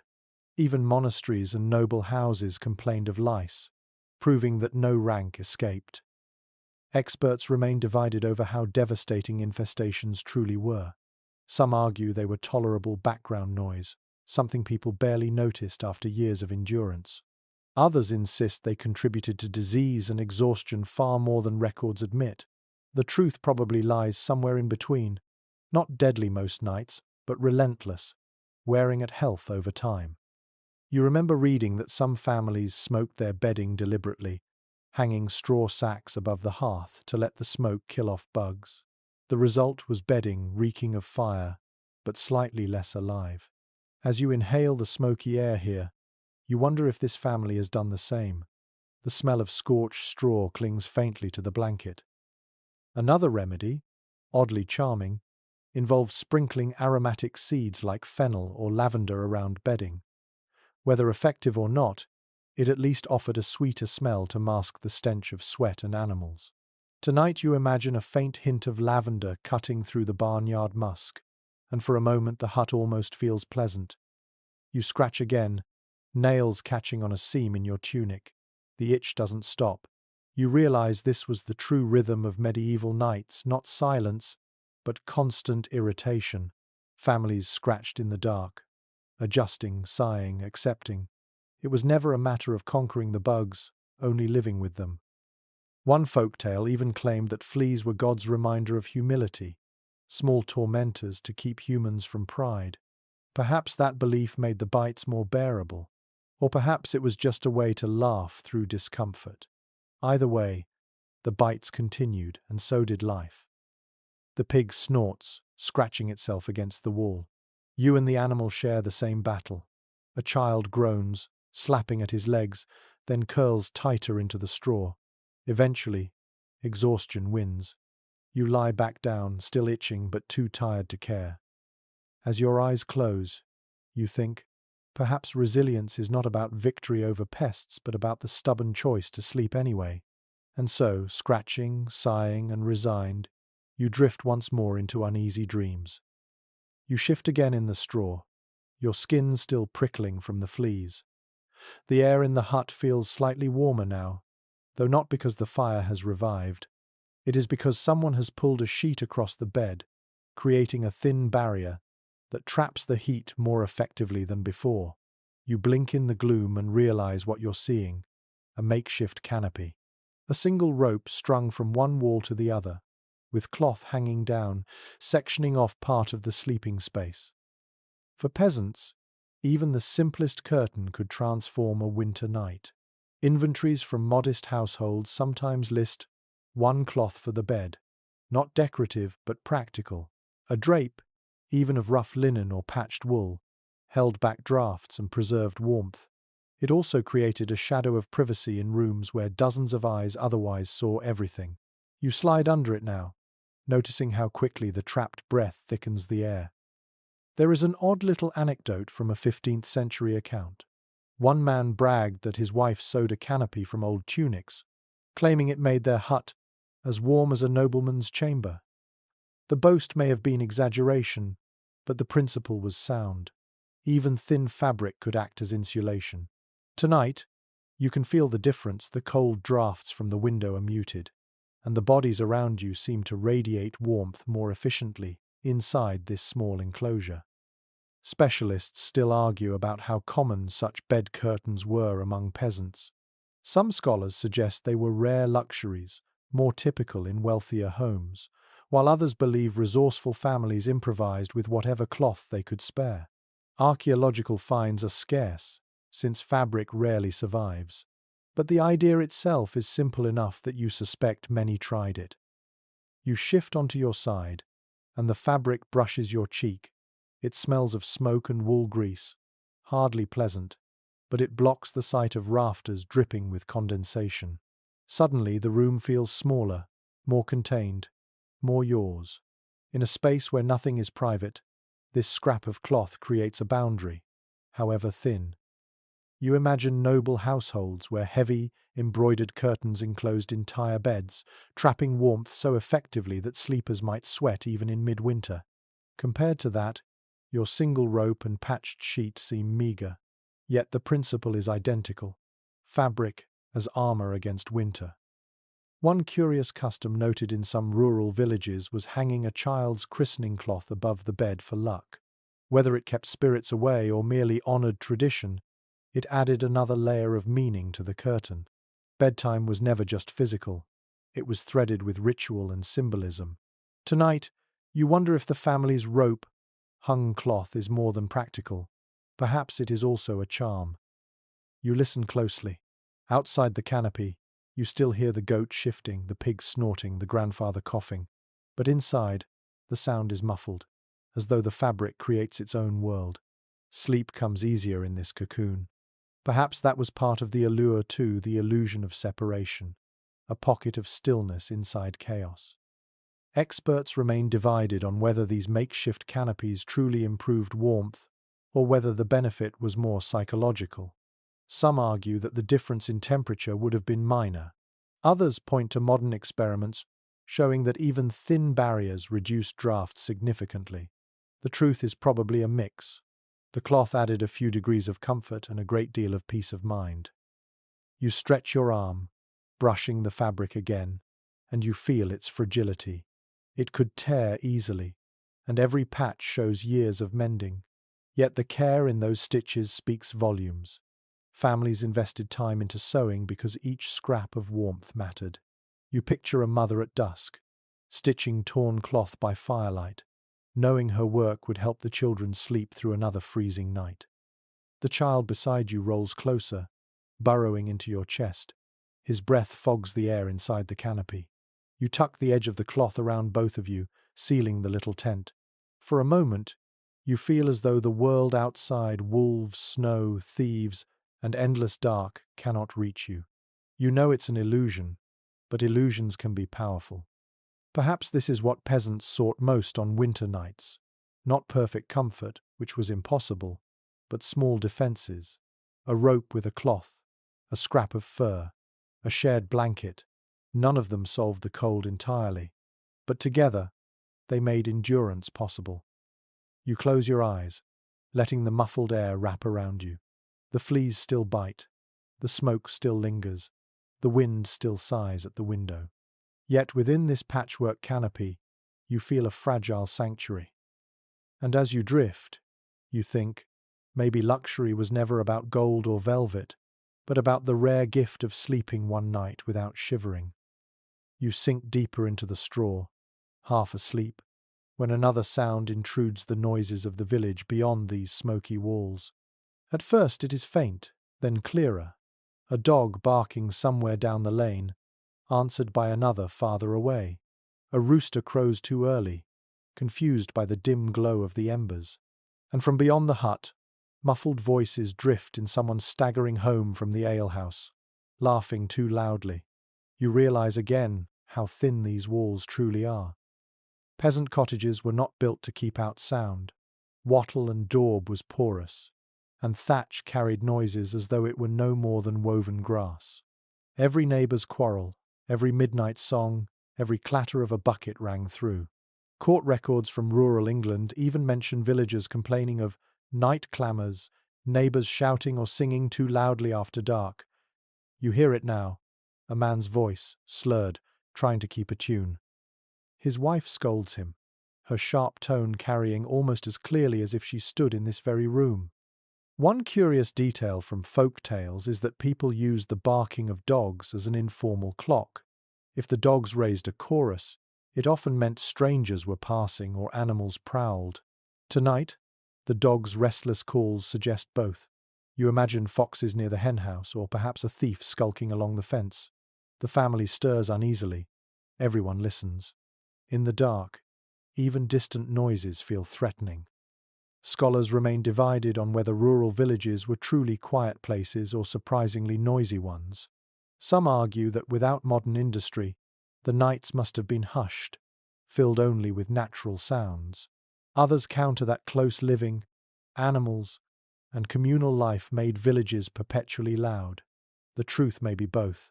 Silence in the fields, clamour in the lanes. For you, lying here in this hut, the clamour is undeniable. The pig beside you grunts in response to the outside noises. The goat lifts its head, ears twitching, then settles back down. A child murmurs, asking if wolves are near. His mother whispers back that it is only neighbours, too full of ale. The reassurance is calm, though you notice her hand tightens on the blanket, as if to keep everyone closer. One odd little anecdote preserved in a collection of medieval proverbs says, "The walls have ears, and the roof has a tongue." The phrase captured how cottages never kept secrets. Every whisper might be overheard, every sound carried outward. Tonight you hear the truth of it. When the drunken singer trips and curses, the whole lane seems to laugh, the noise rippling like water through the village. You shift under your canopy and think about how little privacy existed, not only inside the hut but outside as well. Everyone knew when a family argued, when a cow calved, when a child cried at night. The noises of one house were the noises of all. Perhaps this bred community, binding people through constant awareness. Or perhaps it bred resentment, each household irritated by the other. Historians still debate whether this proximity fostered harmony or constant friction. You suspect it did both. The rooster crows again, stubborn and insistent. Someone outside hurls a stone, shouting for silence. The bird pauses, then crows anyway, triumphant. You chuckle softly into the blanket, realizing that even centuries ago, the battle between humans and noisy roosters was eternal. The dogs grow quieter, their barking turning to occasional growls. The lane falls mostly silent, though the drunk man's snores now echo faintly from his own doorstep. You imagine him collapsing outside rather than making it indoors, and you wonder if his wife will leave him there until morning. Inside the hut, the family settles again. The child's question about wolves lingers in your mind. In truth, danger did exist beyond those walls. Wolves, thieves, even raiders in harsher times. But often, the louder menace came from fellow villagers returning from feasts. Medieval nights were not just cold, they were unpredictable, punctured by the sounds of human folly. You turn on your side, straw crunching beneath you, and let the muffled noises wash over. Every bark, every crow, every drunken song reminds you that this hut is not isolated but woven into a living village. The walls may be thin, but so too are the lines between lives. Perhaps, you think drowsily, this was both curse and comfort, to never sleep in true silence, but also never sleep alone. The village was always present, humming even in the dead of night, reminding you that survival was shared. The rooster crows once more, defiant. You sigh, pull the blanket tighter, and let exhaustion drag you back under, the noisy chorus of medieval night fading into your dreams. You stir as the rooster crows again, but this time it is joined by another sound, a creaking wheel, distant but clear. Somewhere nearby, a cart is being pulled along the frosty lane, its squeal piercing the early dark. You pull the blanket higher, trying to shut it out, but the sound reminds you of something else. Not everyone in the village sleeps like you do. Somewhere, a manor house looms. Its lord and lady are also asleep or perhaps awake, yet their nights are shaped by a very different sort of bed. Manorial records and surviving furniture show that wealthier peasants lived in cottages with at least 2 rooms, sometimes even an upper loft. Their beds might be framed in wood, rather than just straw on the floor, and covered with linen sheets and wool blankets. But the real contrast came when you looked up the social ladder to the manor itself. There, carved oak bedsteads stood in chambers hung with tapestries, layered with mattresses stuffed with feathers, hemp, or down. Compared to your scratchy straw sack, such beds seemed unimaginable. And yet, even in those lofty chambers, comfort was not guaranteed. Stone walls radiated cold like a cellar. Draughts slipped past shutters.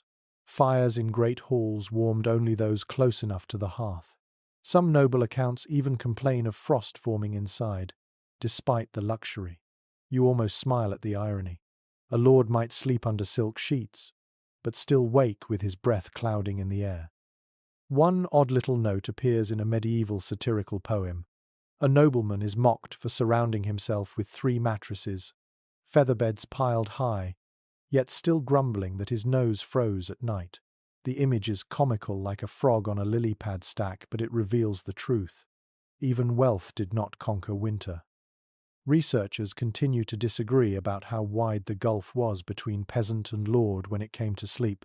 Some argue that nobles truly enjoyed far greater comfort, while others emphasize that cold was the great equalizer.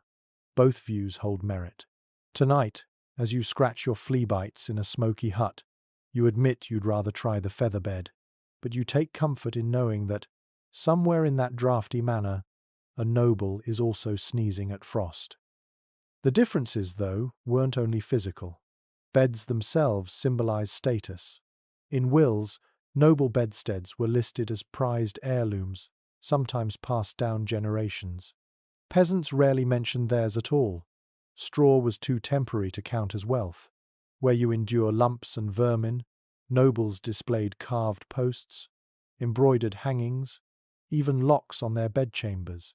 Sleep was not just necessity, it was performance of power. You imagine slipping into such a room now. Tapestries on walls, candles burning low, fur-lined covers heavy as armor. Would it feel warmer than this smoky hut? Perhaps. But would it feel safer? Not necessarily. Records of thefts show that even manors were raided, their silks and feathers stolen. Riches drew danger, while poverty's only defense was that it offered nothing worth stealing. Another peculiar tradition of the wealthy was the tester bed, with curtains pulled tightly around the frame. This cocoon trapped warmth, muffled sound, and kept draughts at bay. For peasants, the closest equivalent was the rope-strung cloth you tugged over earlier. The difference was one of degree, not kind. Both poor and rich longed for the same thing, a barrier against winter. Scholars remain split on whether peasants envied noble comfort or accepted their lot with resignation. Some argue envy must have been fierce. Others point to folk tales in which rich sleepers are mocked for laziness, suggesting admiration was mixed with disdain. Perhaps the truth was complex envy, softened by humor, bitterness leavened with acceptance.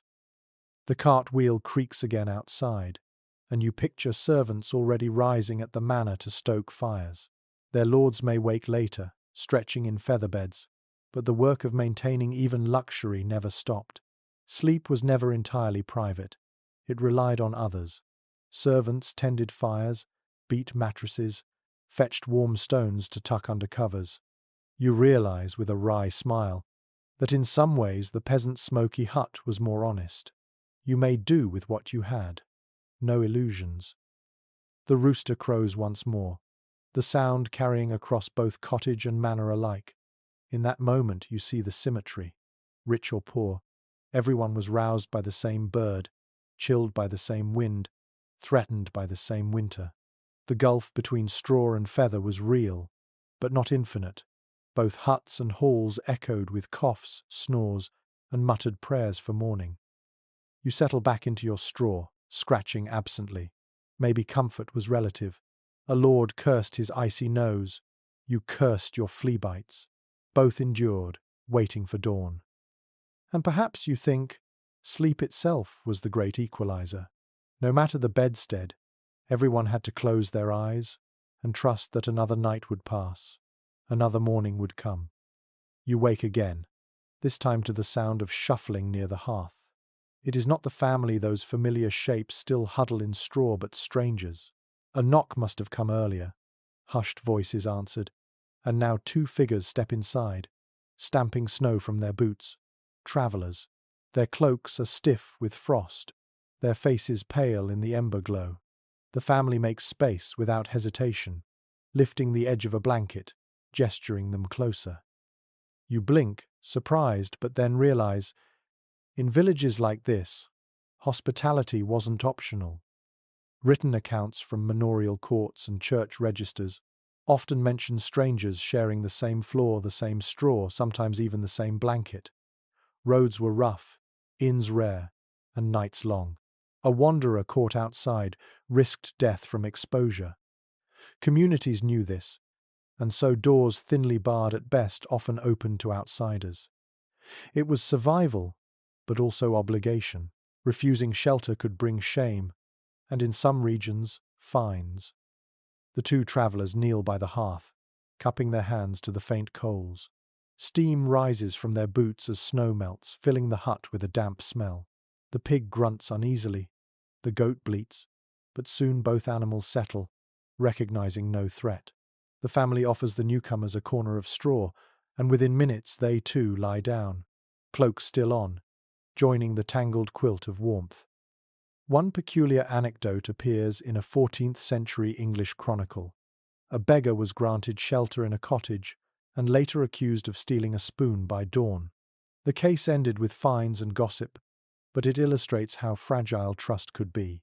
Tonight, you notice how carefully the family tucks their small possessions. A wooden bowl, a knife closer to themselves before closing their eyes again. Generosity, yes, but never naive. Researchers continue to disagree on whether this sharing of space was constant or more occasional.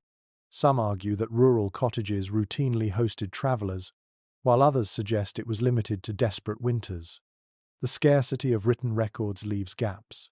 But in the bitter cold of this hut, the logic feels undeniable. Survival often meant sharing, whether you liked it or not. The newcomers shift beside you, their breath clouding the air, merging with the humid fog already thick inside. You feel the weight of their cloaks brushing yours, rough wool crusted with snow. They smell of horse sweat and smoke, unfamiliar yet familiar at once. Every traveler in this world carries the same sense. The child beside you mumbles a question. Are they good men? His mother whispers. All men are God's children on a freezing night. It is an answer more hopeful than certain, but the boy accepts it and drifts back to sleep. You lie awake longer, listening to the subtle sounds of strangers breathing, wondering how many such nights villages endured, safety gambled against compassion. There is a curious little folk belief recorded in parts of Germany. Families were told to welcome guests on winter nights lest Christ himself arrive in disguise. It was not just charity but spiritual insurance. Refusing could mean damnation. You glance at the travelers, their faces softened in sleep, and wonder if peasants saw each guest as both danger and potential blessing. The straw rustles as one of the strangers shifts, pulling the blanket higher. The warmth spreads further through the heap of bodies. In truth, more bodies often meant more comfort. Even suspicion could not outweigh the practical advantage. Perhaps this is why grudges were put aside, why even rivals might share a bed on such nights. Cold killed faster than hatred. Specialists remain split on how peasants felt about such arrangements. Some argue they resented the intrusion, others that they accepted it as the natural order of things. The absence of diaries from the poor makes certainty impossible. Still, as you feel the warmth seep across from these strangers, you suspect gratitude was stronger than resentment when frost rattled the shutters. The hut settles into silence again. Outside, snow piles higher, muting the world. Inside, the family and travelers merge into one breathing organism. You close your eyes, realizing that in this fragile place, survival demanded not walls but willingness to let others in. Perhaps that is the clearest lesson. In the medieval winter night, trust was not an abstract virtue but a tool against death. To sleep beside a stranger was not foolish. It was sometimes the only way to wake again at dawn. The hut is quieter now, but your mind drifts toward another place entirely. You imagine the sound of bells ringing faintly in the distance. Not village bells, but monastery bells. In your half-dreaming state, the smoky straw floor gives way to stone, the chatter of peasants replaced by the measured silence of monks. You find yourself picturing what it would mean to spend a winter's night not in a crowded hut, but in a cloister, where sleep was also a discipline. Accounts from monastic rules, like the rule of Saint Benedict, describe how monks slept in large dormitories. Rows of narrow pallets stretched across cold stone floors, each monk lying in his own space, often fully clothed. Blankets were thin, wool coarse, and fire scarce. The austerity was deliberate. Comfort was thought to tempt sin. In some orders, monks even slept sitting upright in chairs, a safeguard against drifting into sloth. You shiver at the thought, realizing that even your prickly straw bed feels indulgent compared to such rigors. One intriguing note appears in Cistercian records. Novices were instructed to sleep with a belt on, never removing their clothes. The idea was that vigilance must never slacken, even in rest. They were to be ready to rise for midnight prayers at the ringing of the bell. Tonight, as you imagine lying in such a dormitory, you can hear that bell, thin, metallic, echoing across stone halls. But austerity had its price. Chroniclers complained of frozen ink in scriptoriums and frost forming on monks' blankets. Some suffered chilblains, others lung ailments. Modern scholars argue about whether such extreme denial strengthened faith or simply broke bodies. Some believe monks gained resilience through discipline. Others see only hardship disguised as piety. The evidence offers no single answer, leaving the debate unresolved. Still, the contrast to your smoky hut is striking. In the village, bodies pressed together for warmth. In monasteries, distance and discipline mattered more. Yet both spaces shared the same challenge. Long winter nights without proper insulation. You scratch your arm, then imagine a monk doing the same, cloaked in wool, sitting upright against a wall. One odd little story survives from a Benedictine house in France. Monks supposedly kept their shoes on while sleeping, so they could rise quickly for vigils. The tale may be half exaggeration, but it hints at the constant readiness expected of them. You laugh softly at the idea of trudging into bed with boots still strapped, but perhaps it was true. The air in your vision is colder here. Stone does not hold heat like mud and straw. Draughts slide along corridors, and the sound of chanting lingers even in silence. The difference is that monks chose this life. Where peasants fought cold by necessity, monks embraced it as spiritual training. You wonder which was harder, enduring without choice, or enduring because of devotion. Some researchers suggest that monastic discipline around sleep influenced broader culture. Villagers living near monasteries may have absorbed ideas of segmented nights or nightly prayers. Others argue the influence was minimal, limited to clerical life. As with so much of the medieval world, certainty slips through your fingers like smoke. But tonight, you feel the resonance. Whether in hut or cloister, winter nights carved themselves into the body and soul. Both peasants and monks woke at midnight, though for different reasons, one to stir embers, the other to sing psalms. Both endured cold, though one fought it with goats and pigs, the other with prayer. You blink, and the stone fades. The smoky hut returns, straw prickling your back, animals shifting nearby. Yet you carry the echo of that other world with you, the reminder that sleep in the Middle Ages was never simple, never soft, always shaped by duty, faith, or sheer survival. You sigh, pulling the blanket higher, grateful at least for the warmth of bodies pressed close. Monks may have chosen austerity, but you, here in this hut, are thankful for every goat, pig, and child that shares your heat. Perhaps that is the truest difference. Monks sought holiness in discomfort. Peasants sought life. And in the endless dark of winter, both found what they needed in their own way. You drift in and out of half-dreams until a shiver rattles you awake again. This time, it isn't from the dampness of the straw or the bite of fleas. It's from a vision in your mind, a chamber larger than the entire cottage you've been lying in. The walls are stone, rising high above you.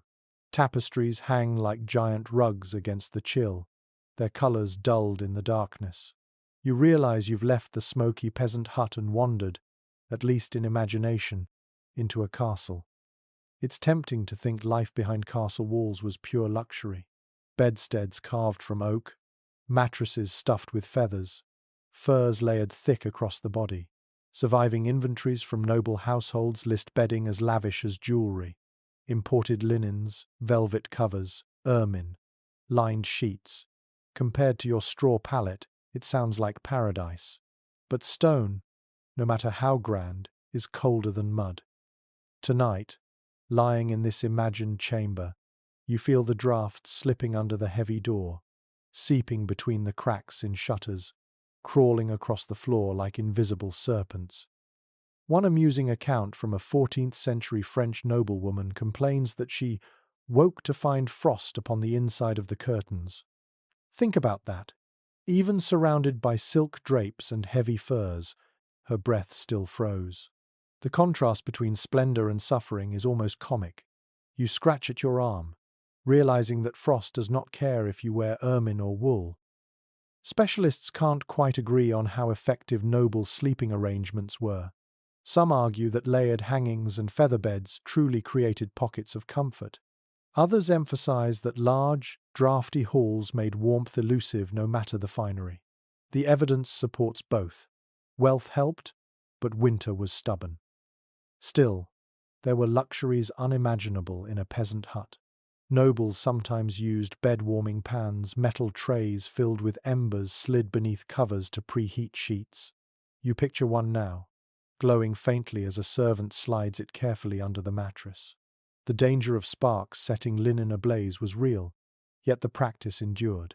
For peasants, the closest equivalent was a heated brick wrapped in cloth or the warm body of a cow. Both strategies, noble or humble, tell the same story. Nobody liked crawling into icy bedding. One peculiar tidbit comes from Scottish castles, where some households reportedly kept dogs known as comfort hounds, specifically for sleeping at the foot of beds. Their warmth, not their bark, was the real treasure. You imagine a lady of the castle tugging furs around her shoulders, feet pressed against a small, shaggy dog, thankful for its heat. In your smoky hut, you chuckle peasants had pigs and goats, nobles had hounds. Everyone borrowed warmth where they could. The sounds here differ too. Instead of pigs grunting, you hear the muffled groan of timbers and the whistle of wind through arrow slits. Guards tramp on battlements above, their steps echoing down. The cold here feels grander, but no less sharp. You realize that nobles endured noise and restlessness too, only of a different kind. There's debate among historians whether noble families all slept in the same chamber or whether privacy truly separated them. Some records show entire households, children, attendants, servants, crowded into rooms with their lords. Others suggest distinct chambers for rank. The truth likely varied by wealth and era. Yet whether peasant or noble, few slept entirely alone. Darkness encouraged clustering. And what of disease? Even in castles, vermin crept in. Records of bedbug remedies appear not just in peasant guides, but in noble accounts too. Furs and feathers could hide as many pests as straw. Luxury did not mean immunity. You scratch at your skin again, wondering if even a princess in velvet cursed the same itching in her sleep. The tapestries stir faintly in the draught. You picture their embroidered saints and hunting scenes, more for insulation than art. They absorb sound, trap heat, make the chamber feel less like a cave. In your hut, patched cloth hangs on a rope. Here, embroidered hangings line walls. Two worlds, one purpose. Experts remain split on whether these grand chambers offered genuine rest or merely symbols of power. Some argue nobles slept better. Others insist they were just as cold, just as restless. The balance of evidence suggests comfort was relative better than straw, worse than you might dream. The wind outside howls, rattling shutters. A guard coughs on the battlement. Inside, the noble bedstead creaks as bodies shift under weight of furs.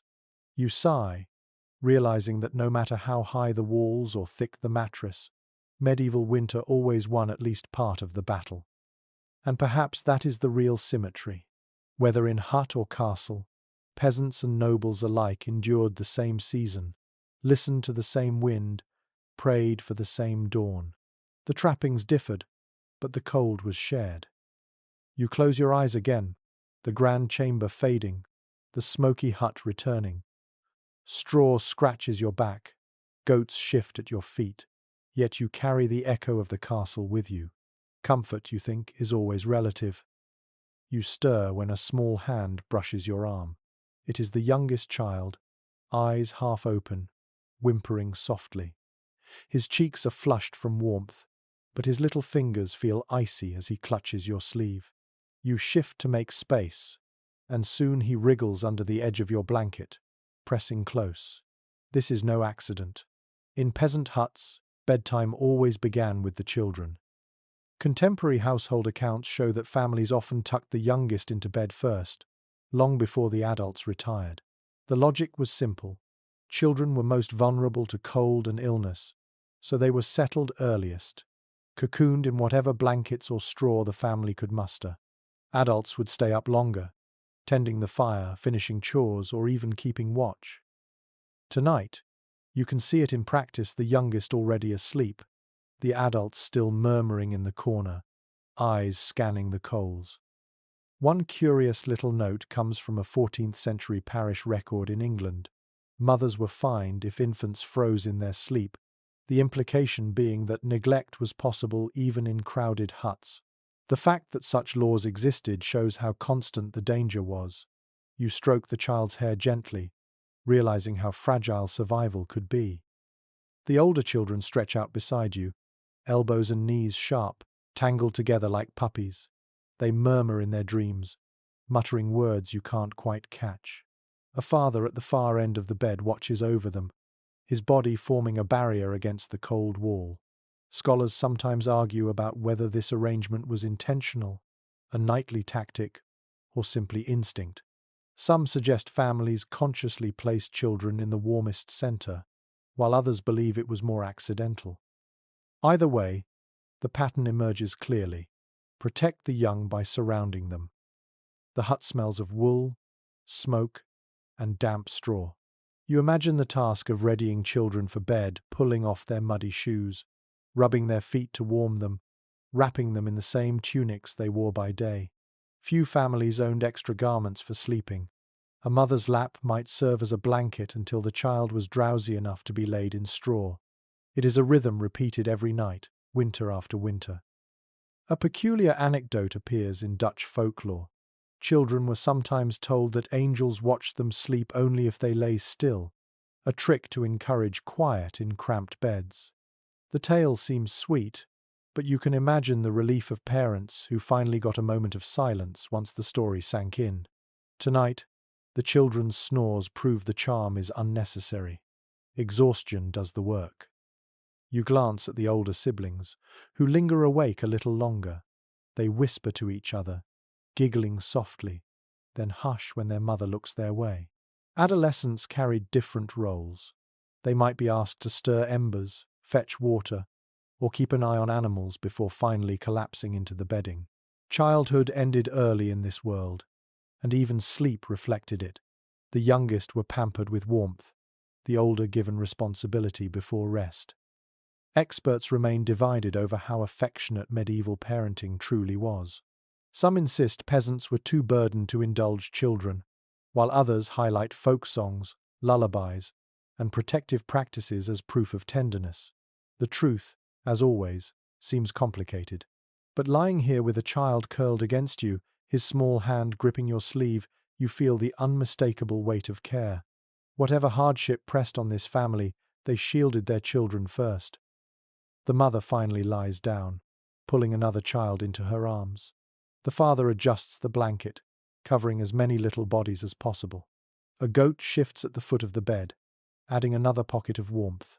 Slowly, the hut grows quiet again, punctuated only by snores and the occasional cough. One odd tidbit from manorial court rolls records children sneaking from bed to steal food in the night, raiding pots left by the hearth. The fact that such mischief was noticed and punished shows how constant hunger was. You smile faintly, imagining the giggles of children tiptoeing across creaking floors. Perhaps tonight, though, exhaustion is too heavy for any midnight adventures.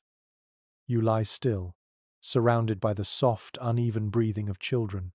Their warmth seeps into your side, fragile but real.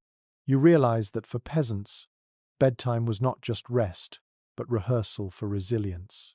Each night tested whether the family could keep its youngest alive. Each morning was proof that care, however makeshift, was enough. You close your eyes, letting the little hand on your sleeve anchor you. Perhaps luxury was never about furs or feathers, but about this, the simple relief of knowing the children will wake in the morning. You jolt awake to the sound of coughing. At first it is one thin wheeze, but then it multiplies the child beside you, the grandfather at the edge of the bed, even one of the travellers still huddled near the hearth. The smoky air feels heavier than before, laced with damp, and you realize this is more than the usual irritation of straw or fleas. Illness has slipped into the room, and in the cramped closeness of winter sleep, it spreads as quickly as breath itself. Contemporary parish records often list spikes in deaths during winter months, especially among infants and the elderly. Pneumonia, influenza, bronchitis. None were named exactly in medieval language, but the symptoms are familiar. Fevers of the chest and winter agues appear again and again in account books and death rolls. Tonight, listening to the chorus of coughs, you can hear why. One sneeze was enough to fill the hut with contagion. You glance around in the dim ember glow. The mother wipes a child's nose with her sleeve. The old man leans against the wall, each breath rattling, his face drawn tight with fatigue. In modern times, such illness might mean medicines, perhaps even hospitals. Here, it means prayers, herbal brews, and hope. And sometimes, it means loss. One peculiar remedy mentioned in a 15th century household guide involved warming onions in ashes and pressing them to the chest of a coughing child. The vapors were believed to draw out sickness. Another recipe mixed honey with vinegar, soothing throats even if it did nothing for the lungs. You imagine the family preparing such concoctions tomorrow, clinging to the comfort of doing something, anything, while illness lingered. Scholars remain divided on how devastating these winter illnesses truly were. Some argue that high mortality in records exaggerates the picture, since those documents emphasize deaths more than recoveries. Others insist that winter sickness was the greatest annual threat to peasants, greater even than hunger. The evidence is fragmentary, but as you listen to a child wheeze beside you, you feel the fragility of life in every sound. The air itself seems complicit. Moisture drips from rafters, dampening blankets and straw. Mold grows easily in such conditions, worsening coughs. The very closeness that saved peasants from freezing, breathing each other's warmth, pressing bodies together, became the same closeness that allowed fevers to spread unchecked. Survival was always a double-edged sword. You scratch your arm, restless, but it is not fleas keeping you awake now. It is the awareness that every cough in this room echoes the statistics of history. The countless children who did not survive winters like these. The countless families who buried more than they birthed. Archaeological studies of medieval cemeteries show high child mortality, many graves marked by bodies under 5 years old. Tonight, you lie beside one of those fragile lives, clutching his hand as though to anchor him to morning. The mother murmurs a prayer under her breath. Her lips move silently, eyes fixed on the fire. Faith was often the only medicine peasants possessed. Priests prescribed prayers. Saints were invoked for protection. Saint Blaise, in particular, was believed to guard against throat ailments. You wonder how many whispered appeals to him filled winter nights like this. One odd little superstition recorded in rural France claimed that hanging a piece of iron near the bed would ward off illness by cutting the fever. Whether symbolic or hopeful, such charms littered households. Perhaps even in this hut, some trinket rests above the door, unnoticed in the smoky gloom. The coughing quiets for now, exhaustion winning over sickness, but the atmosphere has changed. Sleep is no longer simply about warmth, it is about survival. You find yourself listening not to snores but to breathing, counting each rise and fall of the child's chest, reassured only when his body shifts against you. Experts remain divided on whether peasants accepted illness with resignation or fought it fiercely with remedies and rituals. Some accounts describe stoic acceptance, others desperate attempts to heal with herbs and charms. Likely, both responses coexisted, depending on circumstance. Tonight, you sense both in the mother's eyes, the resolve to endure, and the quiet fear of loss. You close your own eyes again, though uneasily. Every wheeze startles you, every sigh keeps you alert. But eventually, exhaustion overtakes even fear. The hut grows quieter, the coughs fading into shallow snores. You drift with them, knowing that dawn will not answer every question: who survives, who worsens, but at least offers light. And light itself is a kind of cure. Perhaps that is the harshest truth of medieval winters. Survival was not only about warmth, but about luck. To sleep through a night of coughing and wake still breathing was victory enough. You tighten the blanket around the child, feeling his small body steady against yours, and let yourself sink into another fragile stretch of rest. The air in the hut is heavy, still scented with smoke and sickness, when another sound slips in from outside. It is not the moan of the wind or the bark of dogs. It is music. Faint, distant, but real, the ringing of bells, the call of voices raised together. You blink in the dark, trying to orient yourself, and then you remember it must be Christmastide. For a few days each winter, life in the village looked different, even at night. Chronicles and church records alike describe how Christmas, Epiphany, or local saints' days brought rare brightness into the frozen calendar. Bonfires lit the village square, carols echoed through the lanes, and even peasants who scraped by on bread and turnips all year tasted roasted meat and warm drink. Tonight, you can imagine the glow spilling across the snow outside, a fire higher than any hearth, the air filled with smoke and song. Inside the hut, the family stirs. The mother rises quietly, pulling a cloak around her shoulders, and opens the door. A rush of cold air sweeps in, carrying the sound of distant merriment. The children wake, murmuring excitedly, and soon the hut is alive with whispers. Even the old man coughs less, a faint smile tugging at his lips. Winter is relentless, but festival nights punctured the gloom with warmth that was more than physical. One curious custom noted in England was the wassail bowl, a great pot of ale spiced with apples and cloves, passed from hand to hand. For peasants, such drink was rare treasure. They might taste it only once a year, and its memory carried them through lean months. In some villages, singers carried bowls house to house, blessing neighbours in exchange for food. You can almost hear the knock at the door, the chant of voices offering cheer against the frost. Scholars remain divided on how inclusive these festivities truly were. Some argue that peasants shared generously, pooling resources to feast together. Others insist that wealthier villagers hoarded the best foods, leaving the poor with scraps. The truth, as always, is muddled. But the fact that songs and stories emphasize communal warmth suggests that, at least in spirit, festivals created respite. The pig grunts as children tug at its ears, begging their parents to join the procession outside. The mother shakes her head, smiling wearily, but eventually nods. Bundled in cloaks, the family steps into the night. You follow, blinking at the sudden brightness. The square glows with a towering fire. Sparks leap into the sky, mixing with snowflakes. Villagers dance in circles, their voices hoarse but joyful. Someone beats a drum, another strums a lute, the rhythm infectious. It is a shock after so many nights of silence. The cold still bites, but the fire's blaze warms your cheeks. For once, you are not shivering in straw but swaying with neighbours, laughter rising. You feel the strange release that comes when hardship pauses, even briefly. The villagers know hunger will return tomorrow, that sickness lurks in every cough, but tonight they feast. One odd little tradition recorded in German towns was the Christmas mask, where men donned animal skins and horns, stomping through streets to scare away evil spirits. You catch a glimpse of such a figure in the firelight now, a man wrapped in goat hide, leaping and bellowing, children shrieking half in fear, half in delight.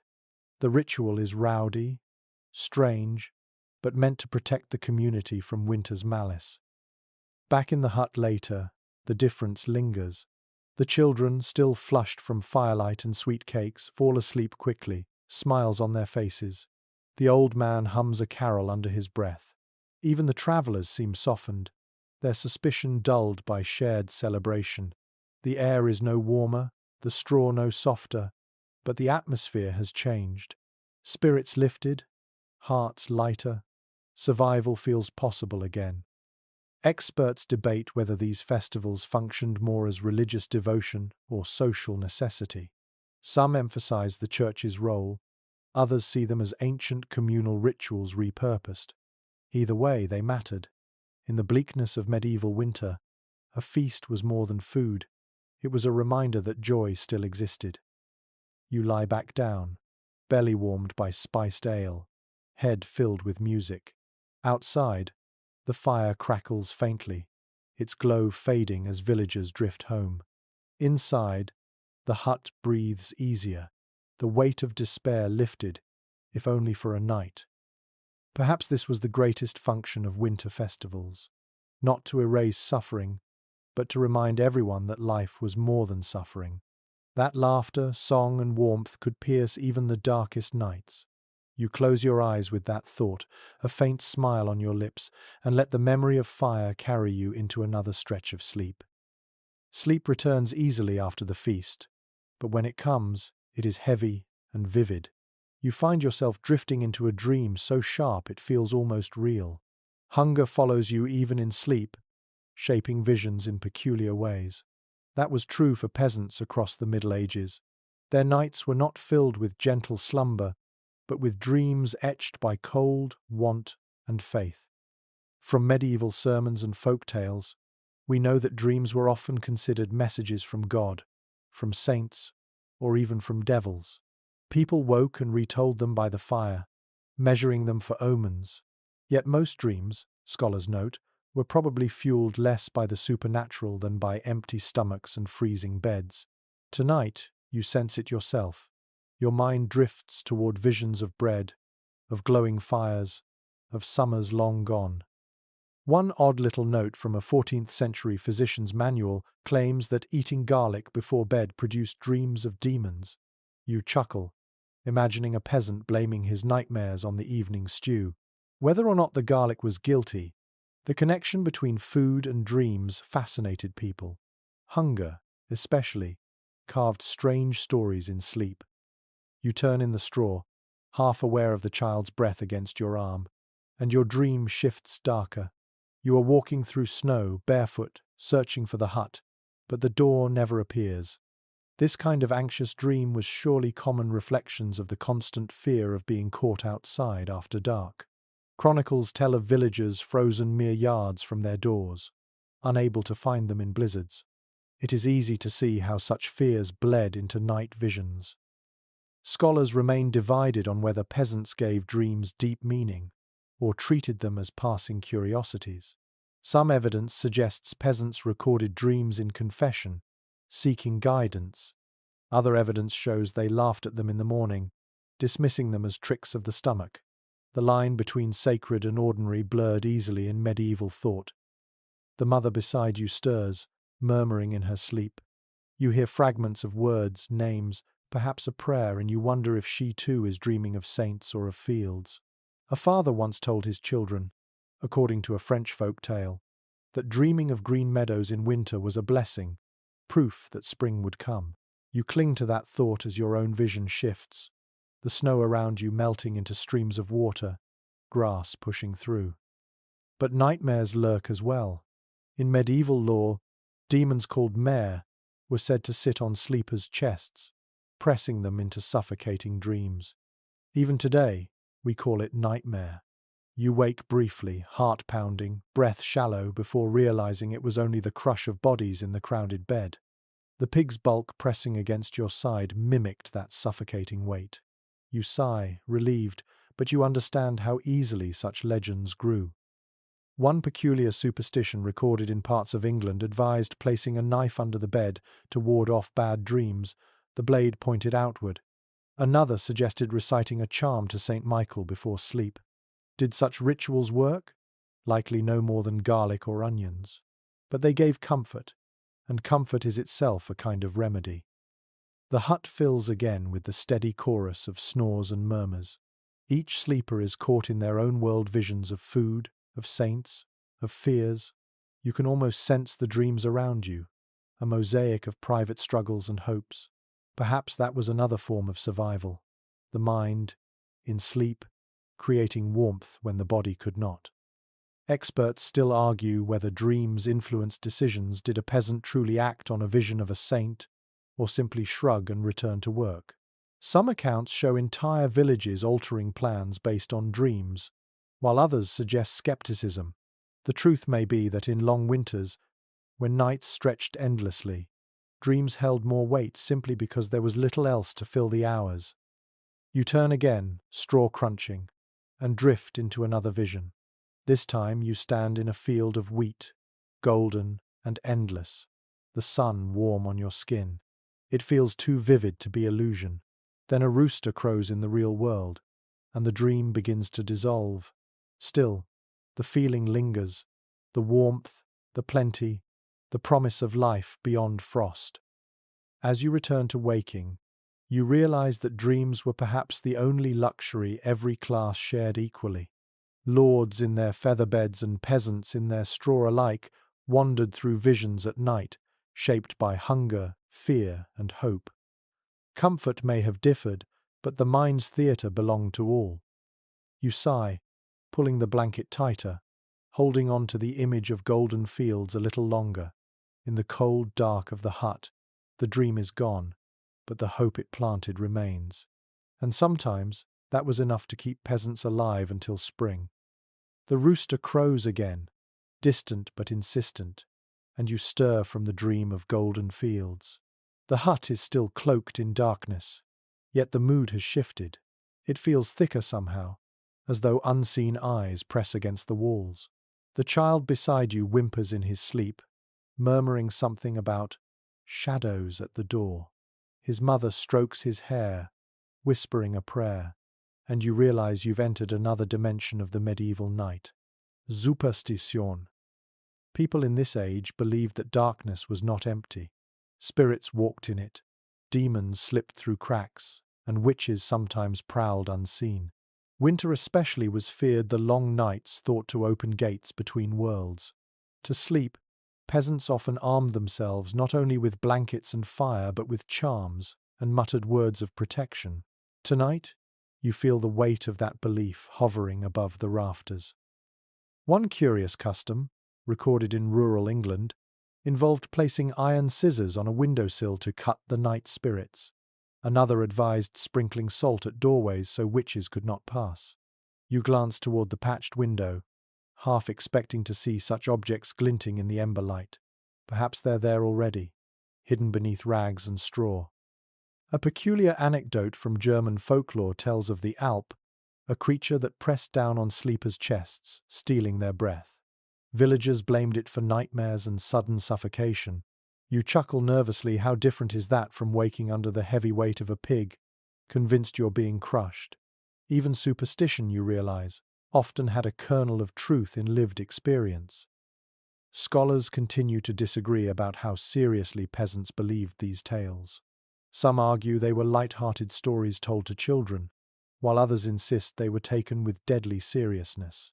Court records of witch trials show that fear could become lethal, yet many folk tales treat spirits with humor, even mockery.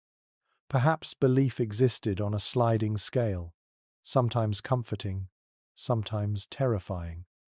The old man at the edge of the bed mutters a prayer aloud now, calling on St. Michael to guard the hut. His words blend with the sound of the wind clawing at the door. A goat stirs uneasily, bleating once, as though echoing his fear. You find yourself listening harder to every creak in the thatch, every whistle through the cracks, convinced for a moment that something truly is watching. Another superstition, this one from French villages, warned against pointing at the moon at night, lest spirits follow your finger back inside. Children were scolded for it, told that witches loved to enter homes that way. You imagine mothers hushing their little ones as they played near doorways, reminding them that the night had rules. One odd tidbit appears in a 15th century English sermon. It warned against singing loudly after midnight, lest demons be drawn to the noise. You smile faintly at the memory of the drunken villagers' song outside earlier. If demons were listening, perhaps they'd joined in. The child presses closer to you, whispering again about shadows. You tell him softly that the blanket is a shield, strong enough to keep spirits away. His eyes close, comforted more by your voice than by the cloth. That perhaps was the true purpose of these beliefs, to soothe fear, to turn chaos into rules people could follow. Experts remain divided on whether superstition actually helped peasants sleep better or whether it deepened anxiety. Some suggest charms offered psychological relief, allowing people to rest. Others argue they only fueled fear, reminding villagers of dangers every night. The answer may depend on perspective. Tonight, you feel both: a comfort in prayer, a shiver in every unexplained noise. The hut breathes steadily again, but you are slower to relax. You watch the rafters, half expecting condensation drops to turn into glowing eyes. Of course, nothing happens.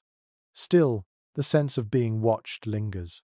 You sigh, reminding yourself that every culture invents stories for the unknown, and the medieval world simply had more unknowns than most.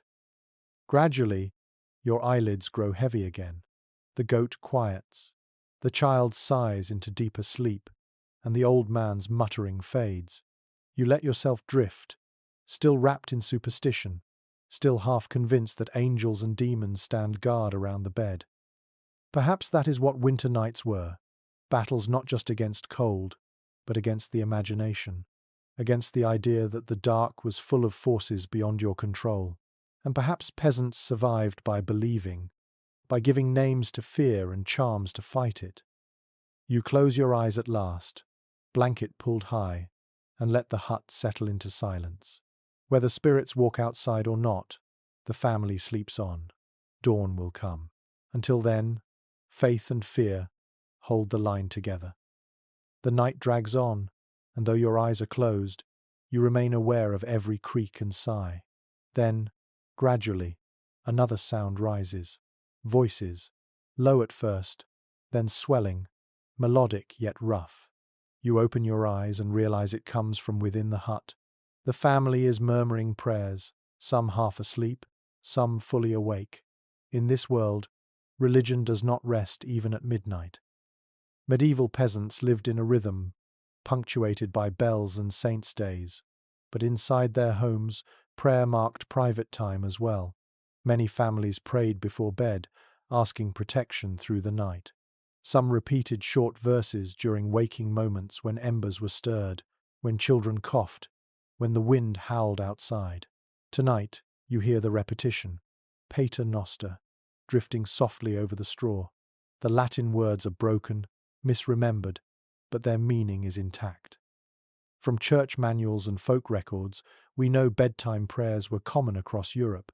Parents taught children verses like the Creed, sometimes shortened into rhymes. A mother might trace the sign of the cross on each forehead before lying down. You see her doing it now, her hand rough but gentle, moving from child to child in the smoky dark.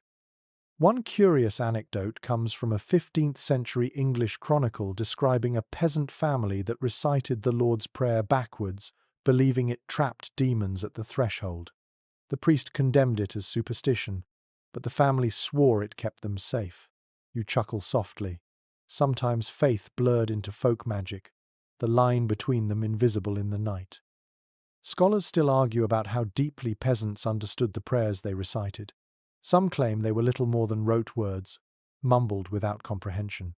Others argue they were heartfelt, shaping a worldview where the divine touched every corner of life. The debate lingers, but lying here among whispers, you sense the prayers carried weight, even if only as rhythm to steady anxious minds. The old man's voice rises above the others, cracked but strong. He chants a psalm fragment, perhaps remembered from a church service decades ago. The words tumble out imperfect, but the cadence soothes. The children listen, their eyes wide, then slowly close again as sleep claims them. It feels less like performance, more like lullaby. You think of monasteries again, where chants echoed in stone halls at midnight. The peasants mirror that rhythm in their own rough way, not with polished voices but with simple murmurings. Faith shaped both worlds, formal in cloisters, improvised in cottages. One odd little detail preserved in folk custom: some households sprinkled holy water on straw before bed, convinced it repelled sickness and spirits. Whether it worked or not, it added a sense of sanctity to the smoky mess. You imagine the faint splash, the straw darkening for a moment, the family sighing with relief. The prayers fade, replaced by silence. Yet the effect lingers. The room feels less fearful, less burdened. Even the goat seems calmer, settling its head against the floor with a soft grunt. You realize that belief, whatever its accuracy, had power to soften nights otherwise dominated by fear and discomfort. Experts remain split on whether prayer made peasants feel more control over their lives or whether it reminded them of their powerlessness. Some argue that invoking saints gave people agency. Others claim it only reinforced dependence on forces beyond them. As you drift back toward drowsiness, you suspect both are true. Prayer gave structure, but also surrender. You sigh, nestling into the straw. The words of the prayers echo faintly in your ears, mingling with the crackle of embers and the hush of breathing. They are imperfect, often misunderstood, but they are steady, and steadiness is precious in a world of constant uncertainty. Perhaps that is why peasants clung to prayer at night, not because it banished cold or hunger, but because it gave shape to fear. In the silence between snores and sighs, faith whispered reassurance. You let your eyes close again, drifting into the rhythm of murmur and silence, and realize, for all the smoke, fleas, and draughts, the medieval night was never truly empty. It was filled with words rising toward heaven, fragile as breath, yet strong enough to carry families through the dark. You are almost asleep again when a sharp noise cuts through the night, a loud thud against the door. Everyone stirs at once. The children gasp. The goat bleats. The pig shuffles nervously in the straw. For a moment, the only sound is the wind slipping through cracks, but then comes another knock, firmer, closer, as though someone is testing the latch. Fear prickles across the hut. You realize how vulnerable you are. One thin wooden bar, one flimsy plank door, standing between the family and whatever prowls outside. Medieval cottages were not fortresses. Theft, though less romanticized than raids and battles, was a constant worry in rural life. Court records list countless fines for stolen pigs, chickens, or sacks of grain. In winter, when hunger sharpened desperation, thieves often prowled by night. Tonight, you hear the danger for yourself. The father rises quickly, grabbing the only weapon at hand, a wooden staff kept near the hearth. His eyes flick to the strangers still huddled in straw, suspicion glimmering. Are they truly guests? Or could they have allies waiting outside? Trust is fragile in the dark. He gestures for silence, then creeps toward the door. One curious account from a 14th century manorial roll describes villagers setting traps outside their cottages, pits disguised with brush, or noisy boards to startle intruders. Such measures may have worked, but they also reveal the constant anxiety of peasants who owned so little, yet had so much to lose. A single pig stolen could mean famine. The knock comes again, louder this time. The mother hushes the children, whispering a prayer. The old man mutters something about wolves, though the sound is clearly human. Wolves might scratch, but they don't knock. You hold your breath as the father shouts through the door, demanding to know who stands outside. No answer comes, only the shuffle of feet retreating into snow. Debate among historians continues about how common rural theft truly was. Some argue it was rampant, fueled by poverty and scarcity. Others suggest manorial courts exaggerated the problem to justify fines and control. The truth is probably uneven. Some villages plagued by raids, others rarely troubled. But when you live in a hut where one latch guards all your possessions, paranoia is inevitable. Inside, the tension lingers. The father replaces the bar, then sits awake by the hearth, staff across his knees. His silhouette glows faintly in the ember light, a silent sentinel against the night. The rest of the family shifts uneasily, but eventually exhaustion wins. They return to slumber, though fitful. You lie awake longer, heart thudding, realizing that even in bed, sleep was never free from fear. One odd little superstition claimed that placing a broom across the threshold at night would confuse spirits or thieves, forcing them to count each straw before entering. Was it practical defense? Not really, but it shows how creative villagers became in guarding against unseen dangers. Perhaps this family keeps their own broom by the door. Perhaps that too was part of tonight's protection. The goat eventually relaxes, laying its head on your legs. The pig sighs, curling back into straw. The children stop whimpering. Only the father remains alert, staring into the dark. You realize how heavy such vigilance must have been, repeated night after night. Experts remain divided on whether fear of theft made peasants sleep poorly or whether, over time, they simply accepted it as another fact of life.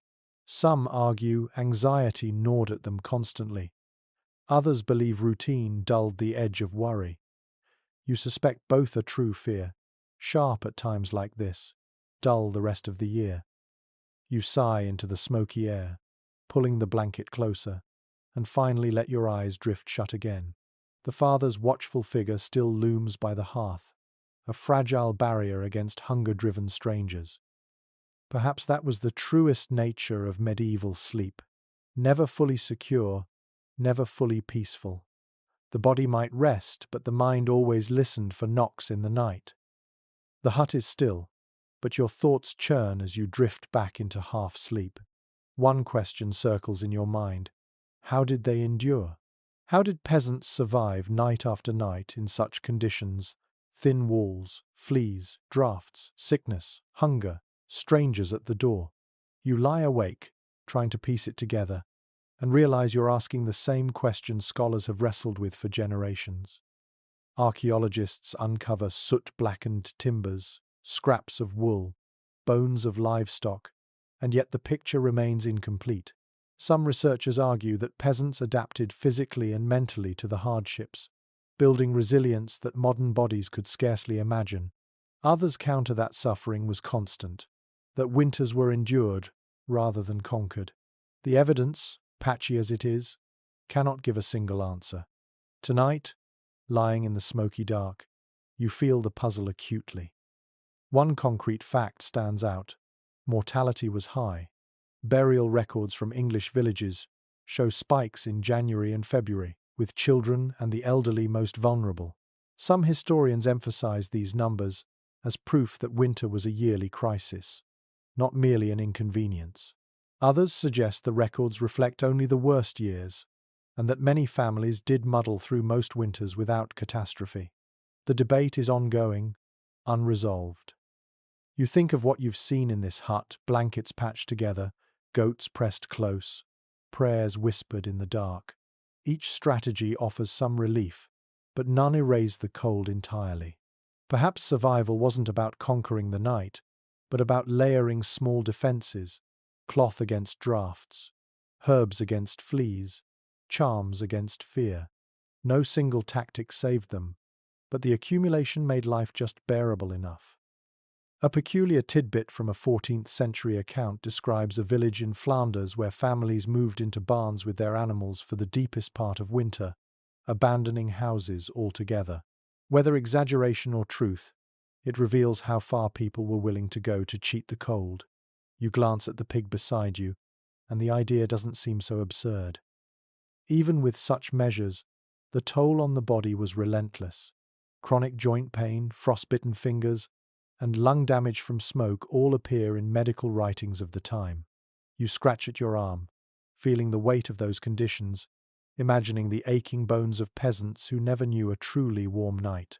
Modern comforts, central heating, soft beds, sealed windows make their endurance seem impossible. Yet they lived, worked, raised children, and filled villages with life. Experts remain split on whether peasants accepted their lot with resignation or whether they dreamed constantly of better lives. Some argue their folklore, filled with visions of feasts and warm halls, proves longing. Others emphasize their jokes and songs mocking nobles, suggesting they found humor and resilience even in misery. The truth likely lies between envy tempered by laughter, despair softened by community. You turn in the straw, watching condensation drip from rafters, and consider another angle. Maybe the question is not how they endured, but why. The answer, you realize, is simple because they had no choice. Endurance was not a virtue but a necessity. Winter demanded submission, and those who submitted, who bent rather than broke, survived. Yet there is dignity in that survival. You see it in the mother soothing her coughing child, in the father keeping vigil with his staff, in the old man muttering prayers through chattering teeth. They did not conquer the cold, but they refused to let it conquer them entirely. That refusal, repeated every night, was its own form of strength. One odd little superstition recorded in Scandinavia said that those who laughed at the cold would not feel it so badly. You smile faintly at the thought of peasants forcing jokes at night, mocking their own misery. Perhaps humour itself was one of those small defences, as necessary as straw and wool. The fire flares faintly as an ember catches, throwing shadows across the wall. You watch them flicker and realize how fragile the whole system was dependent on a dozen improvised tricks, none perfect, all essential. Scholars may never agree on whether peasants adapted or suffered endlessly, but inside this hut you see both truths. They suffered, yes, but they also adapted, because there was no other path. You close your eyes again, reflecting on that paradox. Survival was neither triumph nor failure, it was the stubborn in-between. The peasant's legacy is not one of conquering the winter night, but of outlasting it one cough, one prayer, one ember, one shiver at a time. The night crawls on, and the smoky hush of the hut presses around you. Your body aches from straw lumps, from the elbows and knees of bedfellows, from the relentless chill that never fully lifts. Yet you are struck by a quieter thought. Not every night in winter was this miserable. Some nights carried laughter, stories, even tenderness. To understand how peasants survived, you must also imagine those softer hours when community itself was the blanket. When the fire burned a little brighter, and bellies were a little fuller, after a feast day, perhaps, or the slaughter of a pig, families often lingered awake, telling stories. Folklorists believe many of the fairy tales we know today took shape in smoky huts like this one, whispered while children dozed against their parents. Tonight, you hear the old man's voice lift, weaving a tale about a fox who tricks a farmer, his words slow and gravelly, the children giggling even half asleep.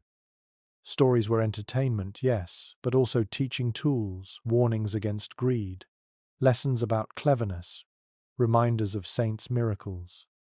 One curious note from French sources suggests that riddles were a popular pastime during these hours. Simple questions passed around the hearth. What runs but never moves? What has a mouth but does not speak? Such games filled the dark with something other than fear. You smile, imagining tired peasants puzzling over these mysteries, momentarily forgetting the fleas that gnawed at them. Scholars remain divided on how significant these moments of storytelling were. Some argue they were rare, overshadowed by exhaustion. Others insist they were central, giving peasants a shared culture that bound them together. Archaeology cannot tell us, but listening to the murmurs in this hut, you sense the power of words to soften even the coldest night. Songs, too, belonged here. A mother hums softly, a tune you do not recognize, perhaps a local lullaby passed down through generations. Her voice is cracked, yet soothing. The child against your side sighs and nestles closer. Music did not need instruments, it needed only breath. A fragment of melody could outlast hunger for a moment, carrying hope. A peculiar anecdote appears in a 15th century chronicle. A lord visiting a village was shocked to find peasants laughing and singing late into the night, despite their poverty. He scolded them for idleness, but they replied, "If we cannot laugh, we will die faster." That response lingers with you. Laughter itself was survival. The strangers at the hearth stir and share their own tale. A journey delayed by snow, a farmer who gave them shelter the night before. Their voices add to the chorus, weaving outsiders into the family fabric. Suspicion softens into fellowship, if only for tonight. You realize that winter blurred the lines between household and community. Nights were not always private. They were occasions for connection. Even small gestures mattered. A piece of bread divided among children, a coal loaned to a neighbour, a joke muttered into the straw, each became part of the toolkit against despair. Experts debate whether peasants thought of these acts as charity or simply routine, but either way, they made survival communal. Alone, a family might falter. Together, they stood a better chance. The old man finishes his fox story, and silence falls again, but it is warmer silence, tinged with faint smiles. You lie back, realizing that these softer moments may never appear in court rolls or church records, yet they were as real as hunger and frost. They were the glue that held the human spirit together when the body suffered. The fire crackles weakly, but the warmth inside the hut now comes from another source. The hum of voices, the bond of shared struggle. You feel it seep into you, gentler than wool, stronger than straw. Perhaps this is what historians sometimes miss when they tally deaths and famine. The resilience of peasants was not only physical but emotional. They endured not only through rags and goats, but through stories, songs, and laughter. Those invisible comforts left no trace in archaeology, but without them, no one would have survived at all. You sigh, letting the memory of the tale wrap around you like an extra blanket. Your eyes close once more, and you think, maybe the true warmth of a medieval winter night came not from the fire, nor the animals, nor the patched blanket, but from the voices of others reminding you that you were not alone. The night stretches toward its end. You sense it in the stillness of the hut, in the way even the pig has stopped shifting, in the faint paling at the window where snow reflects the earliest light. After so many interruptions, draughts, fleas, coughs, knocks, prayers, there comes at last a lull. It is not silence, not really, but a gentler rhythm of breath. You lie in the straw, reflecting on how these countless fragments weave together into the fabric of peasant sleep. Every detail you have witnessed, patched blankets, smoky embers, goats pressed close, whispered prayers, belongs to the wider story of endurance. Surviving a medieval winter's night was not about any single solution. It was about stacking defenses, one upon another, fur on wool, body against body, prayer layered over fear. The hut itself was a quilt, stitched from scraps of necessity. One surviving inventory from 15th century England lists a household's entire bedding as one sheet, one blanket, one coverlet. That was it. You think of how those 3 scraps might have been stretched across 6 or 7 people, and you realize the miracle is not that people were cold, but that they lived at all. A peculiar anecdote appears in a village chronicle. A woman recalled that her family judged mornings by whether frost formed on their eyebrows as they slept. If not, it was a warm night. You smile faintly at the gallows humour. Tonight, you can almost feel frost glittering on your own lashes. Experts remain divided on how peasants themselves perceived these conditions. Did they think of them as hardship, or simply as life? Some argue peasants complained constantly, others that they accepted the cold as inevitable. The debate continues.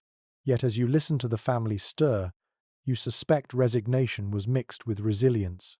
They cursed the cold, yes, but they kept rising, kept tending fires, kept patching blankets. The father sits up first, stoking the hearth back to life. The embers crackle, the room fills with smoky light, and children blink awake. The mother pulls on her cloak, tying it with stiff fingers. The old man coughs, then stretches, joints cracking like dry twigs. Even the travellers stir, brushing frost from their cloaks. Another night survived, another dawn earned. One odd little practice mentioned in some folk accounts was thanking the fire in the morning, as though it were a companion. You see the father pause a moment, hand hovering above the flame, lips moving. Was it prayer or gratitude? You cannot tell, but either way it carries the same meaning, acknowledgement that survival was never guaranteed. The hut begins to hum with the small sounds of morning children yawning, animals snuffling, water being poured from a frozen jug. The night's terrors retreat, but they are never forgotten. Winter will demand the same battle again tonight, and the night after, until spring loosens its grip. And you, lying here in the straw, realize the deeper truth.